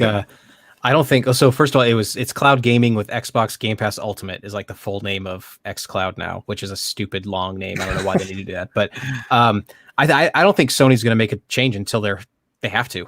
I mean, they are. It's a forced hand thing for sure. They're stubborn, and they've been doing the same way since the PS1. And this is why I don't think Sony is necessarily going to make a huge tonal shift this generation, because I don't believe what Microsoft has is enough to force them to change. I don't think Microsoft stands to take away enough market share for Sony to feel like they are in danger and have to make a change, because right now XPass or Game Pass is cheap enough that someone who can buy an old Xbox or someone can buy a $300 Xbox and then still buy a PlayStation. And I think more people are going to have two consoles this generation than any other generation. I don't have any way to prove that, so that won't be my prediction, but I think the prices are such that that's possible. And that's not really taking market share away from PlayStation, because you still have the PlayStation box. You're still seeing it every day. You'll still probably pick it up and play it. You might play on your phone with Game Pass or something, with a xCloud or something like that. So I think if there is a shift, it'll be maybe like the end of this generation. Sony will make like an announcement like, hey, our next console is going to be digital only or something like that. And that's kind of when their hand is forced. But it's going to take a lot to force their hand. I mean, I just don't think Microsoft is in a position to do that yet, unfortunately. I would like for them to, because I think competition is best for consumers. There's nothing more fun to me than seeing two giant, super wealthy companies fight each other on my behalf. Like, I feel like a king in a gladiator coliseum. Like, the tables have turned. You have to spill blood this time, and that's that. And I want that to continue. And so I think that'll be it'll be an interesting thing. But I will say, maybe to roll into like one of my actual predictions, is I think the divide between PlayStation and Microsoft in terms of fanboyism and fangirlism is going to be deeper than even the 16-bit generation. Like, it's going to be the most ferocious battle that we've ever seen. You're going to lose friends over it. You're going to maybe gain some friends over it too. It's going to be one of the worst like we've ever seen it. And I think the reason for that is because, to Josh's point earlier, they're fighting different battles, or they're fighting kind of the same. They're fighting for the same hearts and minds, but they're using different tactics, and they have completely different scoring systems with Xbox and their Game Pass and PlayStation physical media. Like, they're fighting two different battles, but there hasn't been a common metric by which to judge who's the winner yet. So you're going to have PlayStation fanboys say, our console sold 40 million units in 2 months. And then you're going to have PlayStation who says, or you can have Xbox who says, oh yeah, well, our console has 40 million users. And then they're going to start fighting over the minutia of what's the difference between a user and a console owner. And it's just going to be infuriating for me, who doesn't really I'm not a fanboy of either. Team Stadia. So I think it's going to be really, really, really like vicious. Honestly, this last generation, and even right now, is nothing compared to how vicious it's going to be. These two companies have given their teams things to fight over, and they're going to do it. So it's going to be pretty vicious. I don't know how to measure that, so I don't know how to prove whether or not I'm wrong. Maybe that's what makes that a good prediction. There's nothing you can do to say I'm right or wrong, but I bet it's just going to get grosser. Is my fear. And Twitter followers is usually a good metric for that's what we'll do. So I'll create a handle just called Xbox and one just called PlayStation. We'll see who wins that. That's it. You got to make a bunch of thumbnails where you look really pissed off looking at an Xbox logo. Just, and it's just 10 minutes or 10 seconds of me being like, I'm just kidding. It's great. And you see how many people upvote and downvote that. Yeah, that's my big announcement my big prediction, I should say, what I think is going to happen is you'll see Game Pass on PlayStation 5 this generation. I don't want to say within 2 years, but I'll say not actually Game Pass though, right? Xbox's Game Pass? Xbox Game Pass would be on PlayStation this generation. That's my big prediction. And my big prediction for it is I think Microsoft, you'll know with probably in 6 years, I don't think there's going to be another Xbox. I think Xbox is done with this Xbox. I think their xCloud is their future, and they want to continuously sell subscriptions. That's what Microsoft does. They've done this for decades. That's where they don't make computers. they've gotten out of that business long time ago. They make their money on selling Windows, Windows 10. They make money on selling Office, and then they found out, well, people can pay $160 once and have Office for the rest of their life, or they can charge $10 a month and keep getting money in because it looks better coming in, even if it's a smaller amount. It's continuously coming in every month, and it shows to their investors like, hey, we have money continuously coming in as opposed to that one-time payment, and someone's going to mooch this for 10 years. Basically, we'll continuously drip. So I think within 5 to 6 years, with probably towards the end of this generation, within 5 years, it'll be on PlayStation 5. Because they're going to want to put it everywhere. It's going to be on televisions. It's just going to be in applications where you can just play it on here. It'll play whatever the Xbox games. You'll see that. And my argument for it is Cuphead. Okay, because they're starting to license out their games. And I don't know how well it's sold on Switch, but now it's on PlayStation. So my prediction is. So that's my big bold prediction. I'm not saying it's true, but I see that being the case where Xbox, this is the last Xbox. There might be a revision. There might be your Series, whatever plus whatever, where it's even better. It's got a better SSD and whatnot. But I think this is Xbox's last generation, and their big money maker is going to be Game Pass and how it translates over with Game Pass Ultimate and having your version where they're going to put it. It's going to be everywhere, and they don't care. They're going to say whatever. Great, you have 110 million use. We're going to mooch $10 a month off you for that. And PlayStation, okay, when you first said that, I was like, no, you're a stupid idiot. But I'm like, no, I think there's something to that. Now, I'll disagree, I think, in some nuances, but I think overall the idea of getting more Xbox games on PlayStation makes sense. That I think makes sense. I don't know that Microsoft would be willing to risk not controlling a user base. Like, I think if they were to not have a console of any sort and only have like an app on PlayStation that allows them to subscribe to Game Pass, then one day Sony's like, we don't want to have this app anymore. Xbox has nothing. They have no user base to then sell to except through phones. And I don't know that gaming on a phone, especially AAA type titles, is ever going to really catch on. But I do see, though, the dongle idea as being something, because, Microsoft has said in the past, or at least Phil Harrison, is that the main guy's name? Phil Harrison? No, Phil Spencer. Thank you. Phil Harrison is the Stadia guy. Phil. Oh man, that's a good look. So yeah, Phil Spencer said, like, PlayStation isn't their competitor; it's Amazon and it's Google. In terms of cloud gaming, so like, what's Google doing? They have a dongle that you can buy for $70, and that's all you need. Or you could just get on your computer. You don't need a dongle. Like, you could just, so it's that ease of access. So it could, I can imagine like an app, like a PC app, or I can imagine apps on like TVs and stuff, but I can't imagine Xbox ever getting rid of some way to sell their version of a Chromecast, essentially, to allow people to play. I think they still need to control the user base if all else goes batshit. But the rest of that prediction, I think we'll maybe see more and more individual games go onto PlayStation.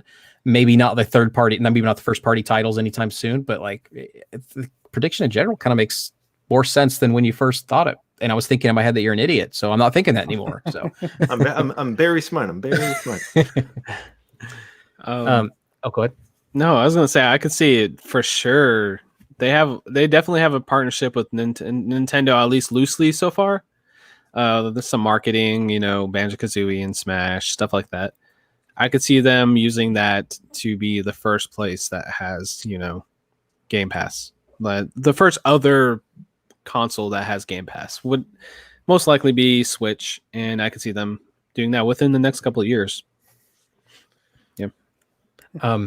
I'll say my final, I know we're running pretty late, so I'll say my final prediction, other than Nintendo having a record year next year, I think next year is going to be Nintendo's best year ever. And even though this year was their best year ever, I think, honestly, Nintendo's going to have their biggest year next year. But that one I can actually definitively measure against, so that you can hold me to that one. This one you can hold me to as well. I think 2021 will be the first year that we start seeing AAA titles that don't have physical releases or physical distribution. Walmart, it's currently, games are a loss leader. That's why you can buy them for less than $60, because Walmart buys them for $40 and then sells them for $40 because they're a loss leader. They know once you're in the store, you're going to buy something else. So they're willing to just not make any money on games. So that's already a loss leader at Walmart. So if games stop being sold at Walmart eventually, they'd be fine with that. GameStop recently announced 400 more stores closing in I think just the US. And then there's currently $100 to $200 price difference between the digital version and the disc version of these big consoles that are coming out. And PlayStation announcing that the Devil May Cry Special Edition is going to be digital only on launch. There's a lot of water testing here for getting rid of physical media. And I think the biggest test is going to be when they say, I don't think it'll be like God of War, but they may say, hey, God of War is available digitally only, or they may say digitally only for the first month, and then after that it's physical or something. They're going to do some sort of big test that's going to surprise people. They're going to say, wow, I did not expect that was going to be a digital only game. That's crazy, but they're going to. And I think the amount of sales for each of the different console variations, that's also a test for them. Whichever one sells the most, that's where they're going to go start putting all of their efforts into. If the digital versions sell more, they're going in that direction hard. So we'll see it in 2021, a big AAA game available digital only. Do you think that'll lend itself to the rise of special reserve games, limited run games? Oh yeah, all of these companies just popping out of the woodwork, and it will. It will if these big publishers are. I don't know that we'll ever see a time when there'll be like an IM8-bit releasing like a God of War physical version or anything like that. I think that'll be a while, because I think PlayStation would want to own that as much as they possibly can. Sure. But I think we will see even more of these companies. I think there's like 20 of them at the last count, at least, that I saw. Mm-hmm. More of them will start popping up, and you'll start seeing more of them release. So I would say bigger title games, like IM8-bit doing or is it Special Reserve or IM8-bit? Yeah, it's IM8-bit doing Ori. Mm-hmm. Ori's a big name title, and it's this IM8-bit company. This company most people have not heard of, most standard consumers have not heard of, and they're doing the physical version of it. You know, I think there will be more of that probably. Yeah. Okay. Yeah, it's a good point. Like I really agree. I mean, PC's been doing this for years. I mean, decades almost at this point, where it's just all digital, and I think consoles take a little while to get to it because we're all used to just buying the discs, and that's tradition almost at this point. But the thing I would love to see, I don't know if I'm not really making a prediction, but it's just something I really would love to see is just better return policies for digital games on consoles, because Steam has a very decent and it's actually pretty robust return policy. It's within 2 weeks, and if you play less than 2 hours that the game, you don't want the game, you can return it. That's nice. And I think that even if I don't think this will ever happen because licensing could get weird, but it'd be nice if you could just sell back your digital games for less than you bought them. Say you played let's just say you play Far Cry 6 and you beat it, and you could sell it back for $10 after you beat it. Why not? And you don't have the access to the game anymore. It just takes away your license, and then the company gets more money. I don't see what's wrong with that, and you could put it towards other games. I know some people would actually do that. I think if blockchain ever caught on, then you could do that with blockchain technology. But that's like one of the only reasons I care about blockchain, is because that'd be really cool to be able to resell digital things and yeah. I know that's just a different topic altogether, but it's just something I was like, hey, that'd be interesting if that happened. But definitely they do need to improve their return policy, because with PlayStation you can email them, and it's kind of like you could get a return or you couldn't, and then sometimes people accidentally buy stuff or kids buy stuff, and it's really hard to return it, and that's just something small. And it's not no coincidence that Steam started making their return policies much better when physical PC games started going away, because I think there's probably like a legal thing in there where if most of your goods are sold digitally, you have to have a consumer friendly, like the regulators would step in and they'd do something about that. So I wouldn't be afraid that it wouldn't happen. I think it's just not going to happen until physical is almost completely gone, and that's when PlayStation will have to do something and Xbox will have to do something, I think. Yeah, and I'm fine with digital games. The reason I stick with my physical is because I can usually find that good deal for like the older game, like, you know, the retail won't really exist as much in the future, but now, like, if somebody's trying to get rid of games, say like 4 or 5 months down the line, you're going to get like a good deal on it, and way better than digital. Digital might be like 15% off, and you go to a physical retailer, you get it 70% off. And that's the problem with one digital storefront too, is if all of the games, if every PlayStation game you buy has to be done through the PlayStation Store, you're not going to see those sales very often. The only reason there's sales now is because there's competition and you can buy a physical version somewhere else. Steam has sales because you can go to the Epic Store, you can go to Good Old Games, you can go to these other places. Once it's all in one storefront, you're not going to see many sales. Like, that's just business, and it's going to suck. But that's one of the trappings of having all digital and having a single storefront for those. Mm-hmm. That's going to suck. Yeah. One last prediction for you, Dean, or you good? No, I'm all good. right. With that, we're going to announce the third game, the final game today. It's going to be February's game of the month, but here's a quick recap that we got going on here.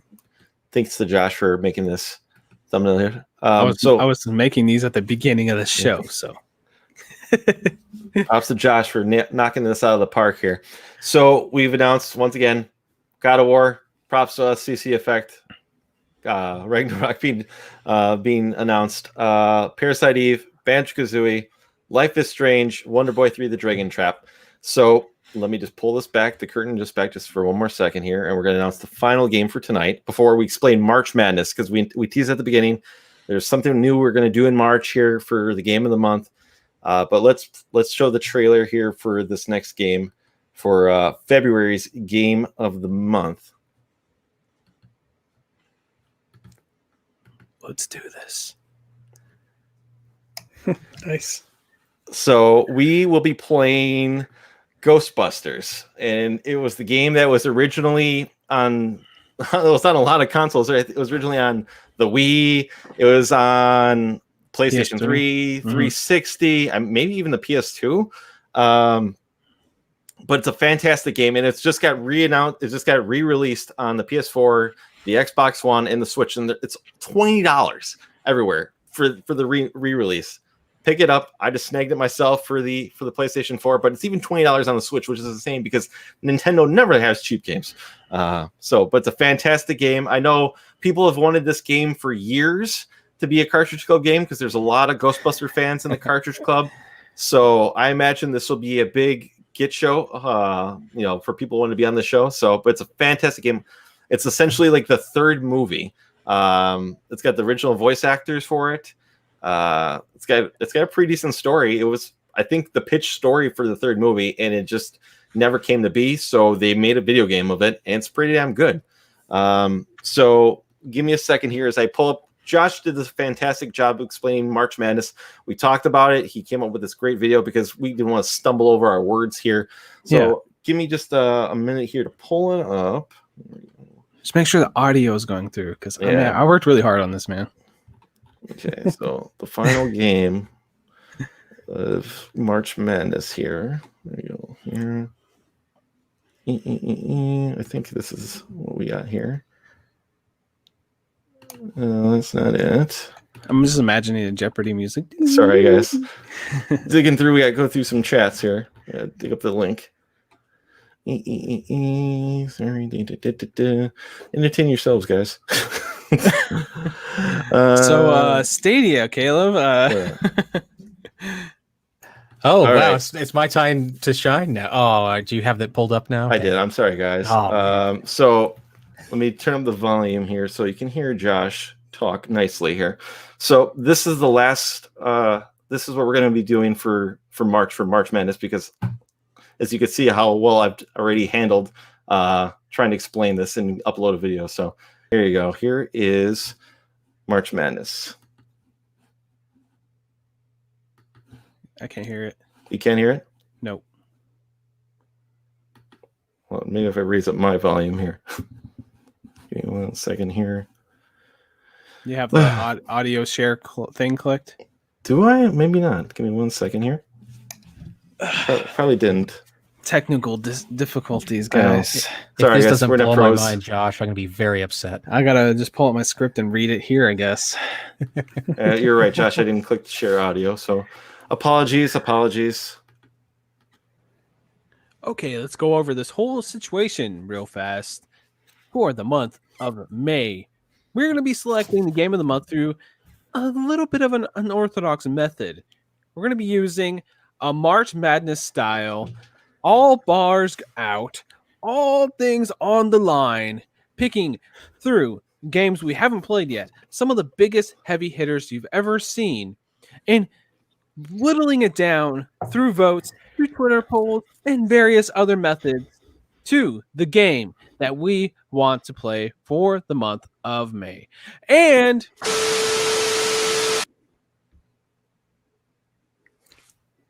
who put the lights out? Nice.